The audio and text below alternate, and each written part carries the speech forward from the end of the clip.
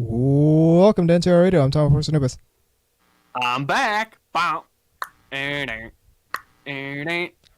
ba-da, ba-da. I'm glad He's back. I'm glad you knew where that was going. It's K-Gods. That would have been really weird if you didn't know. If I drop dead as soon as what a wonderful way to come back if that joke had dropped dead. I'm glad you trust me. Well, the thing is like, how has anybody not heard that riff? Seriously. And made VZ Mark II. Yes, sir. In my case, it really has been a little while. Yeah. I mean, I know we say that all the time, but Well. Look who came crawling back. Dude, I left of my own accord. Yeah. It's not like I was fired.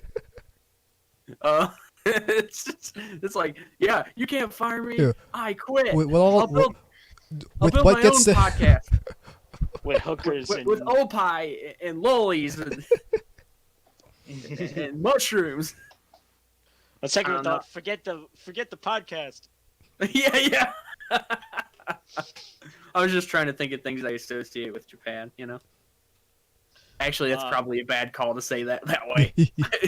Associate, things like that. Anyway, how's everybody doing out there in listener land? Good. Doing pretty good. Keeping busy as fuck. I have. This is about as close to like anything serious I'm probably going to get to this whole podcast. But any listeners that are in Minnesota right now, be safe. Just saying. I would say be safe in any major city right now. That's real talk. Yeah. Okay, yeah, probably, but you know, don't. If the news is anything to go on, which I don't blame you if you're not watching it. Well, like I said with the COVID episode, stop watching the fucking news. Stay away from pawn shops. Did he say pawn shops? Those two. No, but seriously, even around here, some of them have been pretty much looted. Good times. Listen, the only pawn shop I think Anubis would visit if it was like a Sega Saturn, if they sold like Sega Saturn. No, I can beat that. An ex-military like aviation thing. Where they sell like parts and XS shit. So military surplus. Basically, yeah. But more centered around like aviation and things like that. Well, I mean, any military surplus I go for.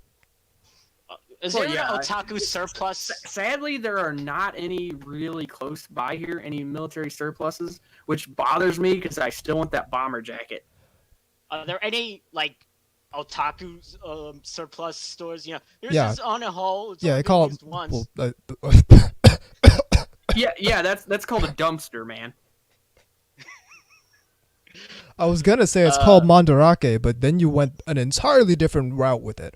You used Ona holes. It's like it comes with free lubricant. Well, be careful, because Mandarake. Yeah, I'll just say Mandarake. Please tell me they don't sell used Ona holes. No, they like to lie and say, here's this Chigoken that's never been it like minty fresh, but what they don't tell you is they actually like touch it up to fix it. Okay. Yeah, you try to open the Kamikelo and it's stuck together and Melon books. The seal of approval. Well, listen, those salad drawings are Satuo. They beckoned me. Is this Catalina? No. Anyway, what have we been actually Is this doing? Thousand Island? I'm sorry. What have we been actually doing and watching? Motherfucking ranch. Yeah. Well, I was on another podcast Friday. Try it. Oh yeah. No. Yeah, the Geek R podcast, named such Okay. because the dude is from Ireland. Yeah, he had me on to talk about the business world behind anime and also talk about Macross Plus and all the related goings on with that. It went pretty well. I gotta listen to that because that's something that I think more people really need to just discuss and sort of get informed about is the business side of anime, and we really don't do enough of that shit. It's really a fascinating world, and if you know how to research it, you can start to spot some trends. Oh yeah, that's the thing I always talk about is look at these interesting correlations, and it's like you follow this trend of patterns and shit, and look at this trend. Oh, there's an interesting little correlation there. Well, it's like if you can't look at things from a business perspective, and what really jams people up about it is people don't like talking about sales numbers because they immediately assume that people are trying to equate sales numbers with quality when that's never the case. Which is always the fucking Bieber argument or whatever. Yeah, exactly. So it's like it's usually when people bring it up, it's usually to point out something's doing something right. Exactly. Like the number of people who are trying to say that sales numbers equal quality is zero. What they're trying to do is trying to figure out what a particular show is doing right, so they can see, okay, well, if an anime does this in the same way, is it going to be successful? Why did XYZ show do so well? It's like why did Girls in Panzer become a surprise hit? Well, how did the Girls in Panzer movie get the #1 box office for like however many weeks it did? And why did Sky Girls not? Here's a good question, K-Gods. How did Strike Witches succeed where Sky Girls failed? And we can't really understand that until we take a look at the. We can't really fully understand that. We can't fully have that conversation unless we're willing to look at things from a business perspective and a marketing perspective and a consumer's perspective. But we can't do that. All bad things if you're one of those people who have a problem with basically capitalism. Well, the issue is we can't do that while the discussion surrounding anime is dominated by people who are coming at it from a literary perspective and an academic perspective and all these different kinds of critical perspectives. And it's like that stuff has its place, but they're actively preventing us from. Well, the focus on that is actively preventing us from approaching things from a business perspective, and especially for anime, which we all understand is literally created by committee. It's kind of a. Do away with the production committee. That's it. Well, that's another big thing that will get paid. That really grinds my gears. Somebody wanted to say it. It's so ignorant. It's straight up just ignorance. Like, oh, okay, do away with the production committee so the animators get paid. Where's the work going to come from? Well, yeah, it's the same. We had a sort of an analogy to this in the server a while back that was talking about how when people that work, I don't know, like at fast food, want more money and whatnot, or factories and whatnot, and yet are ignoring the way the chain works. In the sense that, and I think this is a similar situation where, yeah, they do need to be paid and all that, but the thing is the committees put up most of the risk in these things, and thus, what ends up happening is if it's a failure, the way it's kind of partitioned off, it means it doesn't kill the fucking company.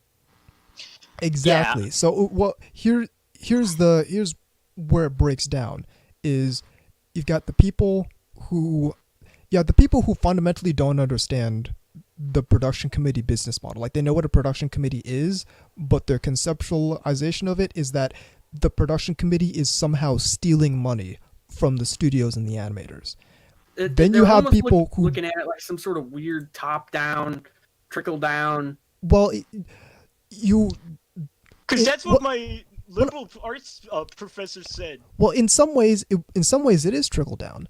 But the thing about it is they're operating from a frame where, like, you walk into a room and you see one guy with $5 and the other guy with $2, and your immediate assumption is that the guy with $5 somehow robbed the guy with $2. But that's not the case. But then you have the people on the other side who do understand the production committee business model, but don't seem to they do understand the production committee business model and see it as fundamentally exploitative. That the production committees is making this much money when they're the ones who put up all the money to make the anime in the first place and took on all the risk. Which, for some reason, people think that that's not a big deal. Well, they don't... which means they fundamentally don't understand the way this works. They don't understand how business works because their conceptualization of work is like shit that makes you sweat. When they're not understanding, or they're failing to understand that being able to put money at risk. Like, risk is work. Risk makes you sweat. Also, anyone... Yeah, literally, in some cases. Hey, you're putting up a whole lot of money for this thing that might not succeed. Though, here's the thing about anime. Here's what's crazy about anime. It's the way the business model is set up is... It's so lucrative over the long term that the vast majority of anime do succeed. Like, something like 70% of anime eventually turn a profit.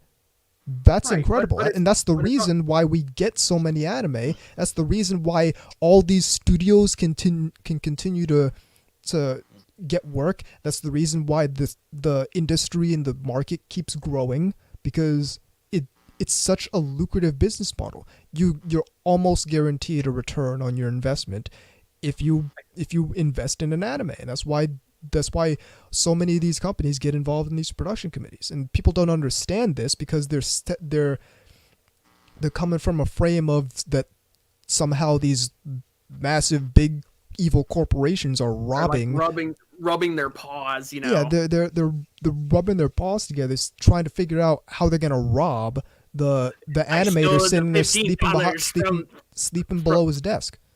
I stole. I could just see them rubbing their hands together. I stole the $15 from the in-betweener. Yeah. Just like, no, like, it's not a fucking Scrooge McDuck villain. That's not how that shit works at all. It's companies moving around money, paying for things so they can hopefully make a successful property. And they can hopefully enrich their existing properties. And I think another reason people have a problem with that is because they're a lot more used to the sort of the way we do things here, in the sense that when you make money, you make it in the short term more here. Just like bam, bam, like box office smashes and things like that. Yeah, pretty much what Disney is right now. Right. But at the same time, the reverse is sort of true, in the sense that over the long haul, the money dries up. Whereas with anime, it seems to be more like on a long enough timeline, it actually, like you said, turns a profit. Exactly. Or at least breaks even. Which is of course, obviously you want to make a profit when you make something to sell. Obviously, I mean, who the fuck doesn't? But I want to be like Miyazaki and make it for the. Oh, you don't think Miyazaki makes money? Well, I know. Here's the thing. This is some stupid shit. And I think I don't know if she said this. Kanamori in Keep Your Hands Off Eizouken is like, she says something along the lines of, listen, you can say that you did it from the art you did it from the art when you're not, starving, when you're able to pay your bills. It's like it's real it's such a nice thing to be able to say, and nice thing to be able to do, but what's also nice to be able to do is pay your people. So we can talk about the art, sure, but we need to acknowledge the bit. That's why Kanamori is my favorite character in Eizouken, because like, okay, she understands. All right, we got this artistic thing. It's good. It's cool in the gang. They're doing a great job. But we need to figure out how we're going to get fucking paid off of this. Otherwise, there's no way this is going to be sustainable. And that's my frustration with how a lot of people approach anime and approach the business side of anime is, can we please understand how to keep this sustainable? Because otherwise, it doesn't make sense. Otherwise, you end up with Redline. Hey, wow. I mean, listen, looked great, was over budget, was late, almost killed Madhouse. Can we understand how that happened, please? Well, here's another thing, and over time, I think I've noticed this. It seems to come from the artsy-fartsy types, unsurprisingly, but it's like they kind of look at things. Hang on. They kind of look at things from the perspective of like the great masters and stuff, but they all died penniless. All their shit made money after they were dead. Yeah, which is fine. But it's great art. Well, that's fine and dandy and all, but like you said, if you're starving or don't have any way to keep the power on or whatever, that's not all that fucking important. Yeah, try and eat art. Go ahead, try it. It's not very nutritious. Probably doesn't taste very good. Well, yeah, that's like the whole thing. It's like, yeah, money's cool and all, but you can't eat it. I mean, you can, but you know what I mean? It's like, hey, there was a really great, if any of you remember this old Fresh Prince of Bel-Air episode where they're trapped out like in the woods or whatever, and they burn the money, that they're supposed to win, like, to keep warm or whatnot. And Carlton's sitting there rocking back and forth, go, if I dive in it, you'll try to stop me, right? It was pretty amusing. But that's the thing, though, is like people are willing to investigate the artistic aspect and the literary aspect, but few people are willing to investigate how we got there. And that's like the story of the business world behind anime. It's and especially for anime, which we all understand is created by committee, it's critical to understand that aspect of it. And I would argue if you want to understand anime, understand business and marketing first. Well, let's try to bring this down to a little bit less of a entanglement here, and kind of say what's been going on since I've been gone. Yeah. I mean, you know what I mean? Let's not get into a topic in and of itself. Yeah, exactly. I've been watching Spice and Wolf. So have I. I've seen a little bit of it when I had that Funimation channel for a short time. A couple things about it. Again, it's sharper than it looks. I mean, in terms of the whole, business acumen kind of quality to it. Yep. And I do indeed want to pet her tail. Yeah. It's just one of those things where like her tail moves, and I'm like, I want to pet that. It's like when you see a dog that has really nice fur or something. And again, that almost sounds like some kind of furry shit. But it's like, hey, that just looks like it was made to be, brushed or pet. It's like, hey, that looks soft. I want to find out. Yeah, exactly. It's like when you see like a coat or something that's made out of some really nice material or something. It's like, ooh. And she just happens to have a tail that looks like it would make for a good headrest. Yeah. Wasn't the second season done by a different studio, I think? That I don't know. I think it might have been. I can check that. That seems like that was a common thing around that time, doesn't it? Like where a second season switches like production. But yeah, like Strike Witches. Yep. Yeah, and, Strike Gunslinger Witches. Girl. Yeah. Oh gosh, Gunslinger Girl is an example of that going in the wrong way. If I'm right, I mean, well, that's a fact. Anubis. I think Anubis is still in denial that exists. Yeah, I don't even know what you're talking about. Did they make a second season of Gunslinger Girl? They made I a haven't second seen season. It's such a downgrade from what we had with the first season. That's always a real kind of punch in the gut if you really like a first season of something, because it's like and if you're especially if you're like a collector or completist or something. I mean, because like even if you like Gundam Seed, a lot of people who even don't like Destiny, for example. Well, it's like if you're even if you're a collector or a completist, it's like it's not even that for me. It's like I have like the full box set of Gunslinger Girl. I don't want to own the second season, but I do. If I had an option to get like the nice ass Blu-ray release without the second season, I'd do that instead. But I have these discs that I'm never gonna put in any player ever. It's like if I tried to, I watched the first episode of the second season, saw how much of a downgrade it was in every single aspect of what made Gunslinger Girl great. And I could just see right down to the sound of the gunfire. I could just see you sitting there watching it, and then it ends, and you go, "Yeah, I should have watched Divergence Eve." It's like so. Have you ever watched an anime with a lot of like gun action in it, and you hear the gunfire, and it has impact? Right, you can hear each. It sounds like somebody clicking a fucking pencil on a desk or something. Like you can hear each like bullet leaving the barrel. It's like it's that staccato. Like you can hear the, every the action go. Every motion of every sound and motion of the gun has impact, and then you watch it popping out and hitting the floor. The shell casings hitting the ground. Everything is just has so much. A lot of the Gundam OVAs have that. Yes. Like if you're watching like War in the Pocket or even Unicorn or something, when you hear somebody fire, whether it be like a musket or rifle or just or whatever.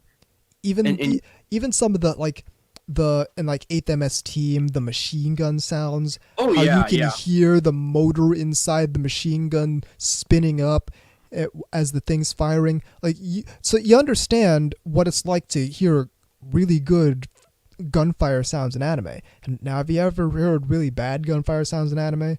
Yes, I said, it almost sounds like somebody clicking a pencil on a desk. Yeah, it sounds like someone's tapping something on a desk. It sounds like someone's like tearing some paper apart. It's awful. That was like Gunslinger Girl second season for me. That's the comparison to the original the trilogy of first Gundam and the remastered audio where they added more realistic sounds. But in that case, I actually like the more quote unquote goofier sci-fi sounds. Like pew pew instead of like. Well, let's be real here. First Gundam or 0079, whatever you want to call it. That's a product of its time in terms of budget. Yeah. I mean, there are some. I mean, the TV series, which I actually ultimately do prefer. Likewise. But the movies are good for like the Cliff Notes version, really. If you want to get someone up to speed on Gundam. And it's weird because they've done this with a lot of them, but it's the only one I think is good. There's a compilation movies for Zeta, there's for Seed, there's for and all of them to me are terrible. And I've said this before: is the reason first Gundam works is because it's coming from a different paradigm than Zeta Gundam is. Like, it's still coming from the monster, the weak, super robot style of anime. They were able to synthesize things without having to really compromise the narrative telling. Yeah, they realized that we don't need the Zaccarello episode. Nothing happens there. The hammer is not necessary. That can go away. Yeah, exactly. Yeah, and again, like I said, I do prefer the original just because it's more expansive. Some characters get more fleshed out. Like, for example, and again, I'm not going to go into spoiler territory. I don't like doing that if I can help it. But like Garma Zabi gets more fleshed out. Yeah. There's just no way around it. You get to meet his fiance, and and like Makube, you get to kind of. He's a bastard, man. Like for real, he is a devious motherfucker. But if you're watching the film version, he's like this minor, almost side character. You barely even see him. Whereas he's a major villain in the TV version. Right. He's there for a while, and he's plus he has a really great speech, but I'm not going to get into that. That actually is pretty entertaining. Speaking of which, speaking of watching Gundam, I rewatched 0080 while building the master grade of the Jim Sniper custom too. Ah, okay. Good call. Yeah, the Jim Sniper 2 master grade. The blue one. The one that you only see in the actual OVA that's like for 5 seconds. Yeah. Yeah, cool design. But it's such a good 5 seconds. Yeah. I even custom painted the bottom rocket parts like red. Right. Yeah.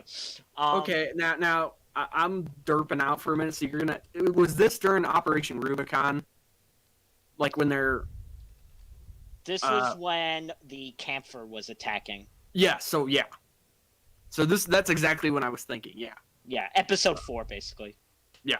That's what it was called, right? Rubicon. Yep. Operation Rubicon. Okay. Yep. You see. I'm going to be the nerd of the bunch here when I point out. I'm sure people know, but Rubicon is an interesting term. It's Roman in origin, referring to again the history nerd in me won't let this go. When somebody says they're crossing the Rubicon, they're no turning back. Right. And it's basically in reference to when Caesar did that. When him and his men basically tried to oust Pompey and all them non-violently, but. And for a more recent sort of version of that, I guess you could say, although I hesitate to say non-violently, sort of before World War II when the Germans reoccupied the Rhineland. Right. As far as I know, there wasn't like a whole lot of firing or anything like gun battles. They just showed up and basically took it. And I guess sort of intimidated everybody, and everybody just kind of left, So besides that, I actually also got another master grade in the mail yesterday. I know I just keep. This is the master grade Jesta from Unicorn. Such a good design. It is. Although there's a lot of good designs in Unicorn. Although I really like, but they only have it as like a limited version that's like really expensive. I really like the one that was in narrative. With the scope on its head. Right. Though I did not care for narrative too much. I didn't think it was that great. It's but I love the scope on the head. It's so unnecessary, but I like it. It's like they started making mobile suits tactical. Yeah, there and you go. You can see that with like if you look at the Jesta cannon, its weapon. Like it's the friggin' it's the beam rifle. Like the Jesta beam rifle is already tactical, but they made it somehow more ridiculous. I'm gonna throw this out there just for the people out there that don't know. I'm sure any Gundam fan knows this, but After War Gundam X just got put on Blu-ray, and they're actually pretty much promoting it right now. They need to slow the fuck down with these Gundam releases. Yeah, like I don't have the money. I just don't. But I'm slowly but surely upgrading most of them. But this one is bad because not because anything they did wrong with it. It's just that I bought the DVDs not that long ago. Oh. You know what I mean? Before they actually even announced they were doing this, because they never did, really. I assumed they would, but I thought it'd be further down the line. But and I'm gonna get them. Fucking, of course I am. But they're on low priority. Yeah. Well, like I said, start. If I've got something already, they're on low priority. Yeah, exactly. Just not because they're bad. I mean, from all I've heard, all the Gundam releases they've put out, as far as I know, actually look really, really good. Yeah, you're starting to sound a little garbly, by the way. Sorry. I don't know what I can do about that. Alright, well, I can still hear you. Anyway, I got actually another show that I checked out, if you looked at my Twitter. This isn't something I would have normally watched, because I don't really care about baseball. But there was a chubby girl in it, so I'm like, oh, alright, let me check out this show called Major Second Season. I hate that fucking name already. Yeah. I'm just saying right now. Yeah. That would annoy the shit out of me. Yeah, Major Second, but it's the second season, so it's like basically like the third way. Did you see that fucking? Did anybody see that fucking hentai with baseball as the main theme? It's like called, yes, it's called I saw the first Sanjo or something like that. I saw the first episode of that. Yes, with the blonde girl and the dark and the dark skinned girl. Yeah, and it's done by Pink Pineapple, who've been gone for seemingly a while. Is it just me? They seem like they sort of disappeared for a while. Yeah, they haven't been doing. They've been seen keeping a low profile. But anyway, Major Second is actually decent for that type of show. At least it's not like it doesn't look bad. See, the previous two baseball shows I checked out were pretty terrible. Last year had Cinderella 9, and this year had running at the same time as this is Tamayomi, and they were both like terribly produced, like just bad QC issues with their art and such. It wasn't like some sort of was it the thing where, and again, this was a problem a couple years back, where TV shows and whatnot would come out and then they would have to go back and fix them before they put them out on like home release. There'd be like missing frames and shit. I don't know. I think they might have fixed for Cinderella 9. I don't really care, but no, but I think I know why this one looks decent, and it's because it's an NHK show. Mm-hmm. Meaning it runs on NHK in Japan, so that's gonna have a little higher, like basically there's gonna be some sort of quality control there. Yeah. I imagine. And again, there was a time period. I'm trying to think of when it was, but it was in the last decade, obviously, where there was a year or so where that seemed like it happened a lot, where there'd just be stuff that was unfinished, and there's like, okay, well, we didn't meet deadlines, and people would just screen cap the fuck out of it and point it all out. Oh yeah, that was a bunch of shows. That was that one. Yeah, it almost seemed like there was some sort of like layoff or some sort of unionized revolt or something, where a bunch of animators like just quit or something mid-show or something. There was that Magical Girl show with the girl with the blue hair that was like infamous. I forgot the name of it. There was that one about it was the Emoto show that was like notoriously bad and became so like look out, like basically watch this for how bad it is type of show. I forgot which one that one was called. Mm-hmm. But yeah, I know what you're talking about. That was kind of like 2018, basically 2017, 2018. Yeah, like I said, it was last decade. There was like this weird, and I don't know if there was some sort of like problem going on with, just like time demands or something like that. But it seemed like, and it wasn't just like one studio or anything either. I mean, if it was, you could just say, hey, that studio's having some problems. But it seemed like it was over various different ones. And again, I'm not sure why that was, but it was hard not to notice it because you had people in like video files and stuff just completely going apeshit.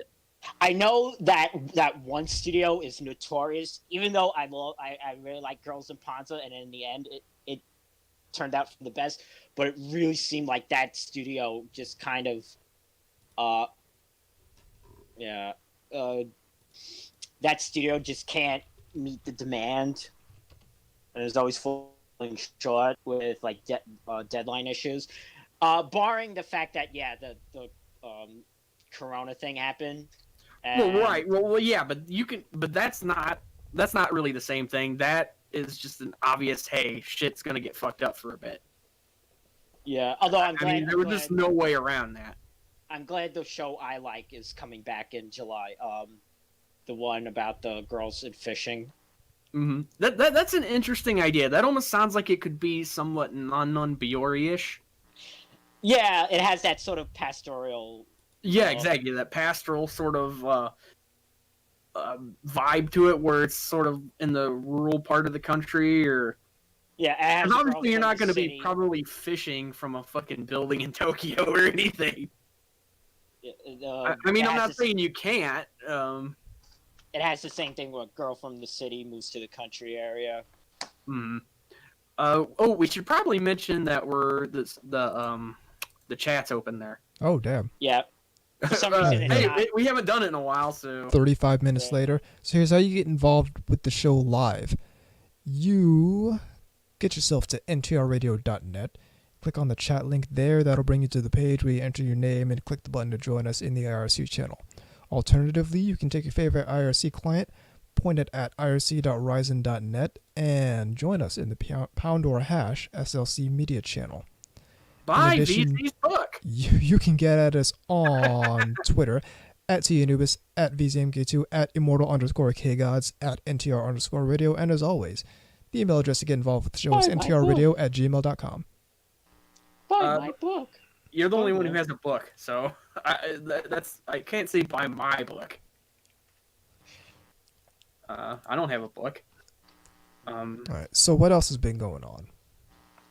As far as like anime or gaming or anything like that goes, I mean, unfortunately, I have been, sort of pertaining to our topic, I have been hitting up some Giren's Greed on the Saturn. Weren't you actually streaming that the other day? I was. Yeah, because we were talking about how... Yeah, because that's what we were talking about, the history of the mobile suit and how it was originally basically more used for basically colony construction and things like that. Yeah. Which, again, I would go more into detail with some of this stuff, but really just watch Origin. Definitely watch Origin. So like, Giren's Greed is such an interesting game because it's like a. Is that the one? Is that the one that had the blue Gelgoog in it? So let me explain Giren's Greed. Giren's Greed is a turn-based strategy game that takes place basically over the course of the 1-year war, and the big thing about it is that it has so many what-if scenarios. So basically, you can change the outcome of the 1-year war. You can change which characters live and die based on how you play. Oh, that sounds interesting. So it's like right now I've got Sima Garahao. She's down on Earth. Ramba Rao is down on Earth. I think Clamp is dead. We should also point out, and I'm pretty sure this is where it came from. You can correct me on this or not. But isn't Giren's Greed the one that has Annabelle watching the Giren's speech? I think so. So like one of the famous things about Giren's Greed is that it has all these what-if cutscenes. Right, which like some of the stuff going... It's kind of like how if you're watching 8th MS Team where they show that funeral speech. I'm not going to go into more detail than that, but you see it from the Fetty's perspective of them watching it like being televised. Yeah, exactly. Whereas in the original, you saw it from the white base there. So yeah, it's pretty interesting so far. I'm doing well. I basically control Earth orbit. There are maybe 2 Federation fighters hanging out near one of the sides, and they're not going to bother me and my like 5 Musais and 2 Chives. It's not. What year did this come out? This came out. Let me look that up for you. 1998. It looks like, assuming that's the Saturn version. There. Actually, it is the Saturn. Does this game case have it on here? Yeah, 1998. Yeah, I thought so. It does have cutscenes, doesn't it? I believe so. Yeah, because I haven't hit any so far, but I do believe so. Because I think that's where I saw the screen I'm talking about, where Anavel's kind of watching that. But yeah, it's remarkably complete with like characters. So they got your basics, of course Char Aznable, of course Johnny Raiden, of course Dozel Zabi, of course Cassilia, Girin's in there. They got of course they got Delaz, of course they got Anavel Gato, of course they got Shin Matsunaga. It has the blue Gelgoog in it. Yeah, right? Yeah, because that would be Gato's Gelgoog. Yeah. Right, because obviously he, unlike a lot of the trainees, and again, not to get too into it, but unlike a lot of the trainees, obviously they're going to give a special one to one of their beasts like him. Of course. I mean, he's the only one who had a noise zeal. Well, they only made one. Well, yeah, but if they didn't, he obviously would have got one of the first ones. Come on. Yeah, they got all them. They have Simagara Hao. They have the one-armed bandit Kelly Lasner. They've hopefully not playing questionable music in the background. Yeah, they got all them. They got the people from the Blue Destiny side story. They got Slender, Denim, and Jean. All 3 of them. I think 2 of them are dead. I forget which one's Do they died have like in my the black playthrough. Tri-Stars? They have the black Tri-Stars. They're in there. They start out in Zaku's, but you can develop DOMs and McDOMs later. Right.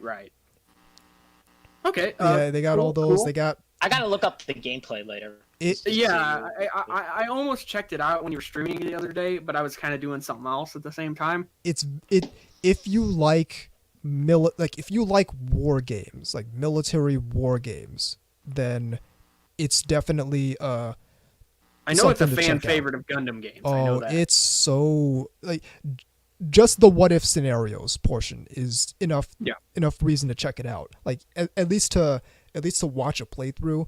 But I've been into turn-based, especially turn-based strategy games for a long time, and so then you would fucking love which is really the only game I play anymore right now, is Idolmaster Games Colors, because that's basically turn-based combat way.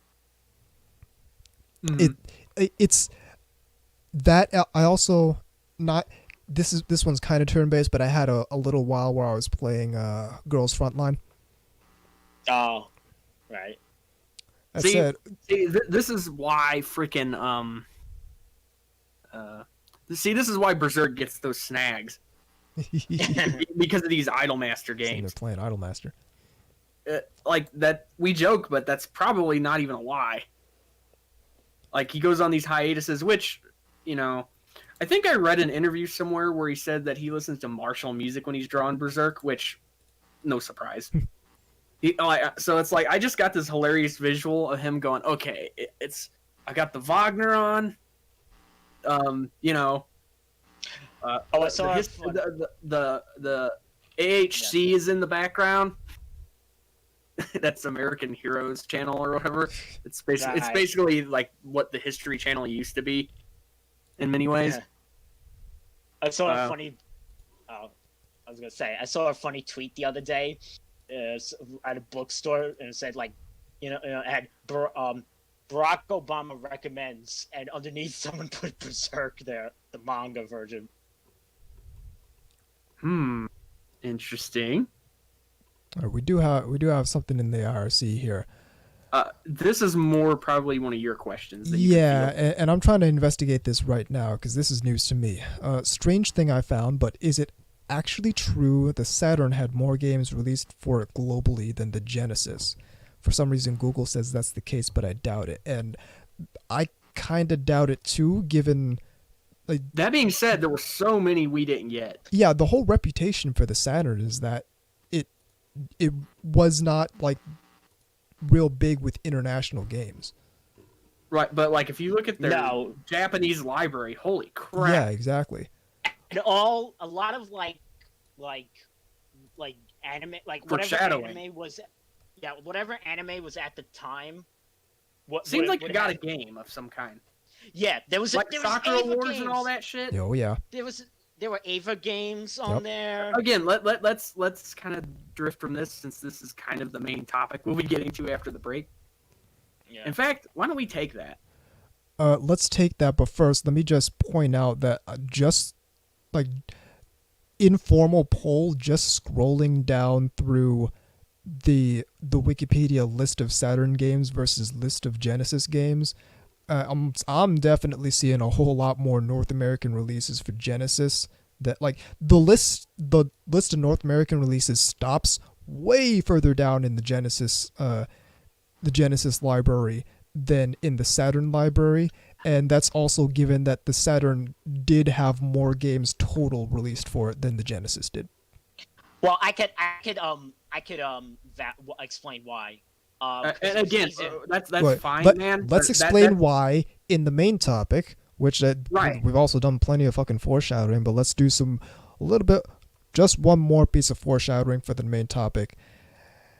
Keep it right here on NTR Radio. Sega!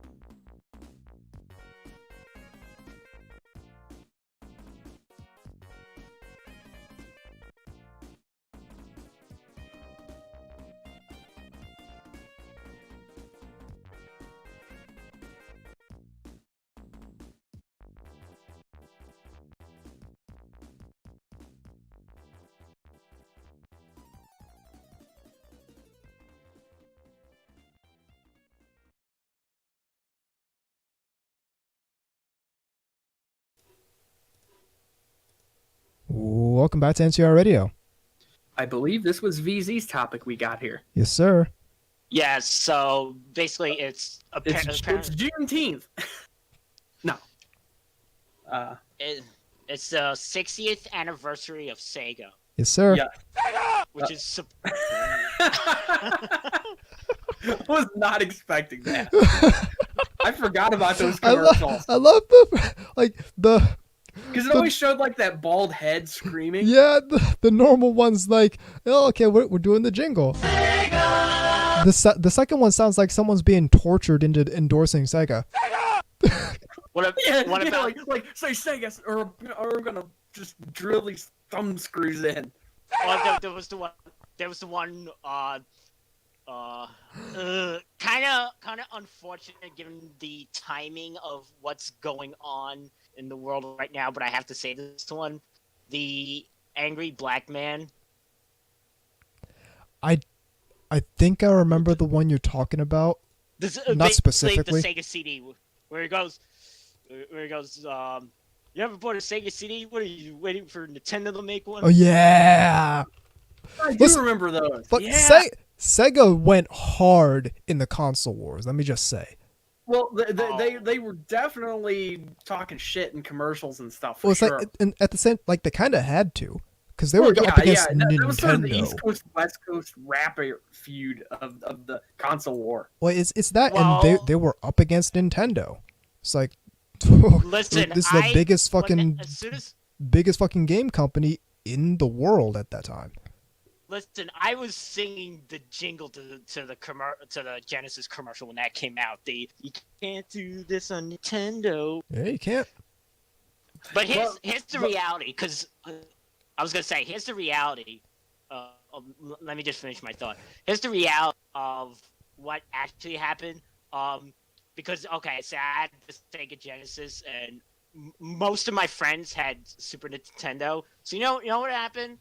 Oh, okay, you have Super Nintendo, let me play Super Nintendo when I went over there. Oh, okay, you have Genesis, I'll play Genesis here. Well, yeah, that's what always happened. And that became even more of a big deal when it started going out more, like with PlayStation joining in and whatnot, and Xbox. Like, that became even more of a thing because you had friends in your neighborhood and everybody had different consoles. Yep.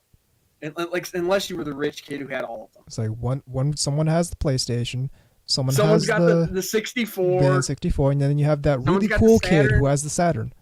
And then you have the dipshit for some reason who's still playing the Virtual Boy and probably is seeing through time or some shit. Yeah. Well, all right. So I think we should point something out. Sega has one thing in common with Nintendo, though, and that's that their company was formed well before they started making consoles. Oh yeah. Yes. Yeah. They're a very old company.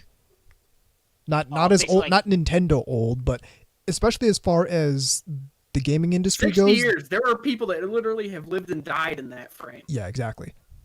Full lives, even. Just, they were doing basically like arcades, but like analog. Yep. Right. They were, and that's probably why a lot of their earlier focusing was on ports. Yeah, well, they're really the only by the time they had left the console making industry, they were the only company that had always been an amusement company since their Genesis. Right, since the beginning. Whereas Nintendo sold poker chips and all kinds of shit. Yeah, it was cards. They sold cards. Yeah, cards. That's what. Exactly. All the companies that had come in, the Nintendo, Sony, Microsoft had all come in into gaming from other sectors, but Sega Nintendo's had always been old. an amusement. People don't realize that. Nintendo is a fucking old company. Here's what people don't realize about Nintendo. Nintendo is one, a fucking old company, and two, Nintendo is a very cutthroat business. Yes, they do not play around. No, I mean they were, as far as I remember, I had this book a long time ago, back in the early 90s / late 80s. I can't remember when it was published, but it talks about how the Yakuza backed them and all kinds of shit. Just a lot of weird stuff. Yeah, a lot of people don't know back during the early 90s console wars, Nintendo almost killed Sega just by sheer. And they tried to. Oh, they really tried to, and like just for competition reasons. Almost killed Sega on an extortion level. Like they would call up, say, the Walmart and say, "Hey, we hear you're thinking about carrying the Sega Genesis. We can't. Let me just tell you that something we don't know. Something might happen to your shipment of Nintendos. Maybe, I don't know. Maybe you should reconsider carrying the Genesis." Like no store wanted to carry the Sega Genesis because Nintendo was basically telling them, if you carry the Sega Genesis, if you carry the Sega Genesis and commit shelf space to Sega Genesis games, we're pulling all our products out. Right. And Sega had to get Sega had to get real creative to actually enter the market.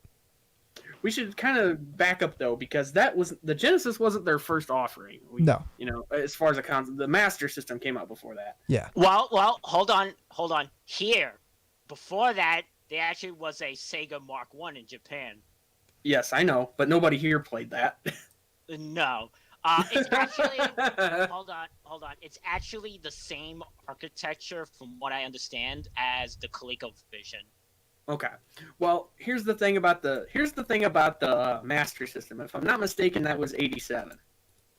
86, yeah. 86. Okay, I knew I was close. That was definitely a Famicom competitor. No question. Or it was attempting to be. It really didn't. It didn't really do. Well. No, I mean Nintendo. At least certainly not in America. Not in America, and not even in Japan. You know where it got popular? Brazil and South America. Insert jokes about Blanca here. Oh no! For you Street Fighter fans out there. Let me explain why. Even into the 90s, they were still selling the Sega Master, and they were making exclusive Master System games, because they had this weird law where it was like they couldn't do something new. I don't understand the law, and I'm not going to. Then you should probably not try to explain it if you don't understand it. But it was basically they couldn't bring in any new console. Okay. Oh, okay. Well, so, gotcha. but they were able to port onto the Master System exclusively for the Brazil market, Street Fighter 2. Yeah, I was going to kind of mention that. But that being said, we should point out that this is actually basically Sega Mark III is what it was called. Yeah. In Japan. Sega Mark. Yeah. What happened to the Mark II? So, it was eaten. Also known as SMS. I don't like calling it that, simply for the fact that people get it confused with fucking social media shit. You know what I mean? Anyway, as far as initials go. Anyway, I honestly never had one. I don't know anybody who had one. My older cousin had one, and I remember seeing my brother play it, but I didn't play it. Right. I didn't even know it existed until well after the Saturn era. That being said, it did have a couple of games and franchises and stuff that actually did continue, and I think are worth talking about. We got Afterburner on there. Yeah. Which, if you don't know what Afterburner is, yes. There was a NES version of that, too, if I'm not mistaken. Yeah, they made quite a few ports of Afterburner for non-Sega consoles. That. One of my favorite Sega games, Space Harrier. Yes, sir. You had one that everybody who's at least my age knows, Altered Beast. Yes. Which is one of many things that Sega put out that seems to have an obsession with Greek mythology. Oh, yeah. Yes. I'm the only one that ever pointed that out. Even games that were it's true, because not to jump ahead too much, but even the original Sonic game had that. Every single Sonic game has some kind of marble, Marble Zone? Marble Zone, Aquatic Ruin, Marble Garden. Yeah, exactly. All very, very, very Greco-Roman kind of stuff. More Greek than Roman, but that's not even the end of that. We'll get to that once we get to its sequel here. The first Phantasy Star. I was going to mention that. We had the first Phantasy Star, which was really important because not only was it a really good dungeon crawler, but it was one of the earlier non-Final Fantasy or Dragon Quest franchises. Frankly, it looks better than those two at that time. At the time, yeah, certainly at the time. At the time, yeah. It would not necessarily stay that way, but anyway, we also had some. I don't know if we got these or not, but there was a port of Double Dragon. I'm pretty sure. Okay, we did get that. Okay. And there were just a lot of kind of oddball. I've told the newest. There's that anime called Zillion that was pretty much by the Sega Master System, the anime, which had 2 games that came out, which came out here, by the way, for the U.S. market. Right. And again, if you look at their list of games, you'll see what VZ's talking about with all these Brazil releases in the 90s there. Lots of oddball things with that. Yeah. Again, did not make as much of a splash as they were probably hoping, but I mean, don't forget R-Type. Yep. One of those fun horizontal scrolling shooter games, like one of those really hard. One of those games I love, but I'm really bad at. Yeah, like that everybody remembers from playing like Gyrus or Gradius or anything like that. Yep. Anyway. The first Hang On was ported to the Master System. As for the system itself, it was a good first effort, a good first try. It definitely left a lot to be desired compared to its competitor, which was the NES. I mean, here's the thing. Technically better than the NES in terms of, like just a better 8-bit, but the game library was nowhere near as quality. No, which of course, there was a reason for that. And this is basically a running theme with Sega, is that they come out with excellent hardware, but the software is where they lag behind. And the third party support, and occasionally sometimes the port company botches something, which I'll rant about once we get to the next part, which is the Sega Genesis. Yes. So or we should point out that it was called the Mega Drive. Which I always thought the Genesis sounded a lot cooler. Yeah. Yeah, I think they chose the Mega Drive name because of the PC Engine. Yeah, they did. I'm almost certain of that. But the Genesis was a much more evocative name, in my opinion. Yes. It wanted ad campaign, by the way, at that time. It was, yeah. 4th generation console, 16-bit, and it was rivaling with the SNES, which is also a 16-bit, which I know I'm going to get yelled at this, but that's my favorite system of all time, the SNES. Genesis is mine, but Saturn is mine. But I did have a Genesis, and I did have one, and I did have one first, believe it or not. See, a friend of mine had a Genesis. Around the same time I had a Saturn, a friend of mine had a couple friend of mine had Genesis, actually. So that's where I played Sonic 2.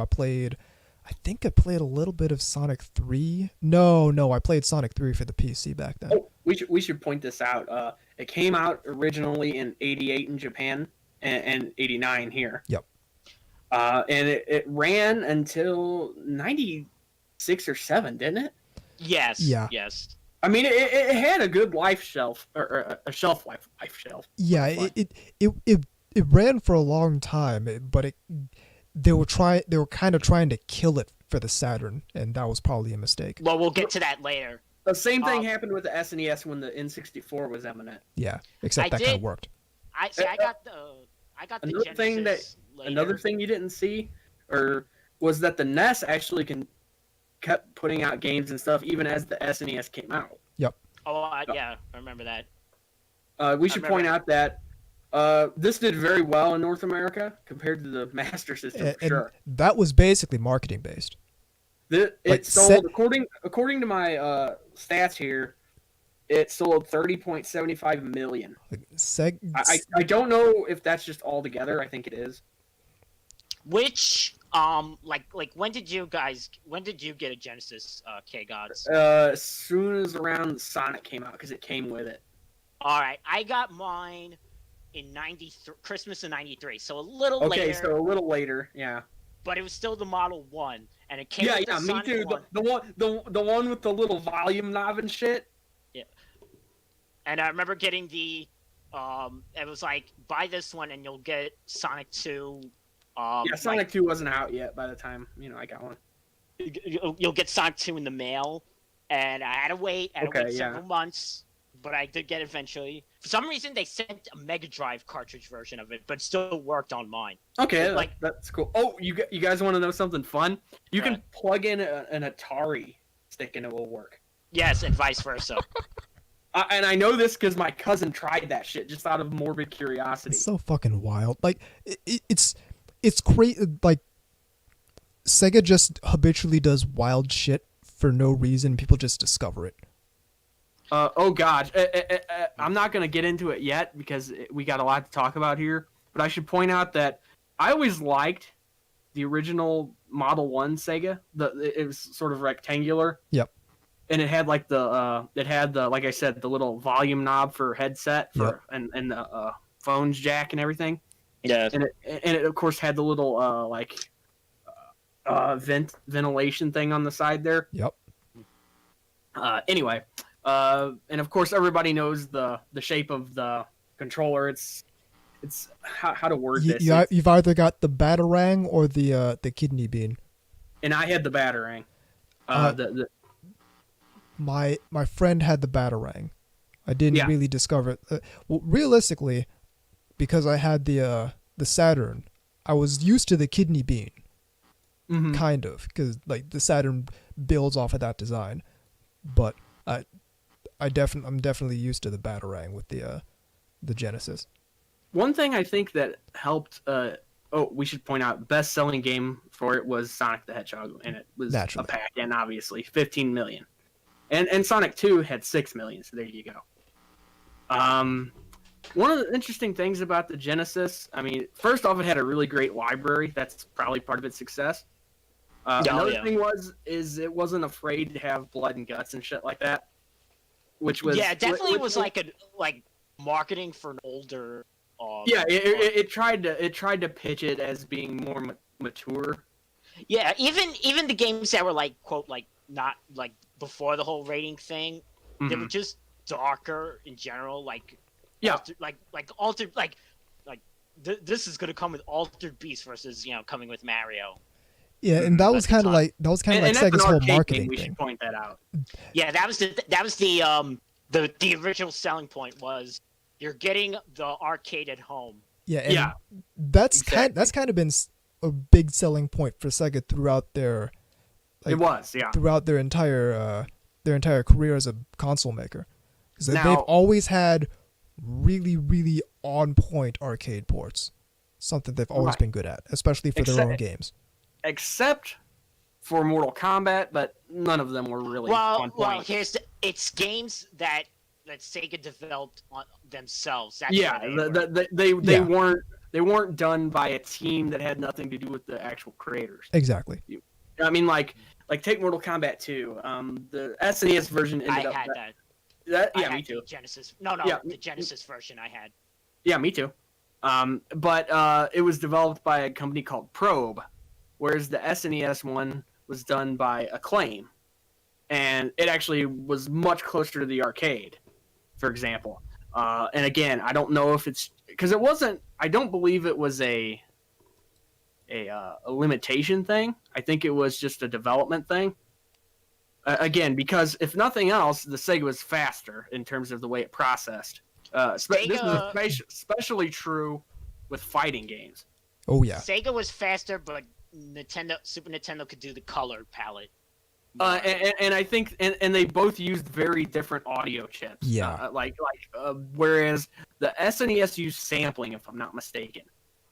Whereas the Genesis had this almost weird tinny thing going on that was very indicative of all their games. I mean, the only game I can think of that didn't have it was the Sonic franchise. And again, it never bothered me. It's just something I noticed over time. It's like what I noticed about the Sega Master System games is, you call it the Genesis tinny. I call it whistly. It has a very whistly sound, and especially with what I'm gonna get into, which I got before the Genesis, the Game Gear.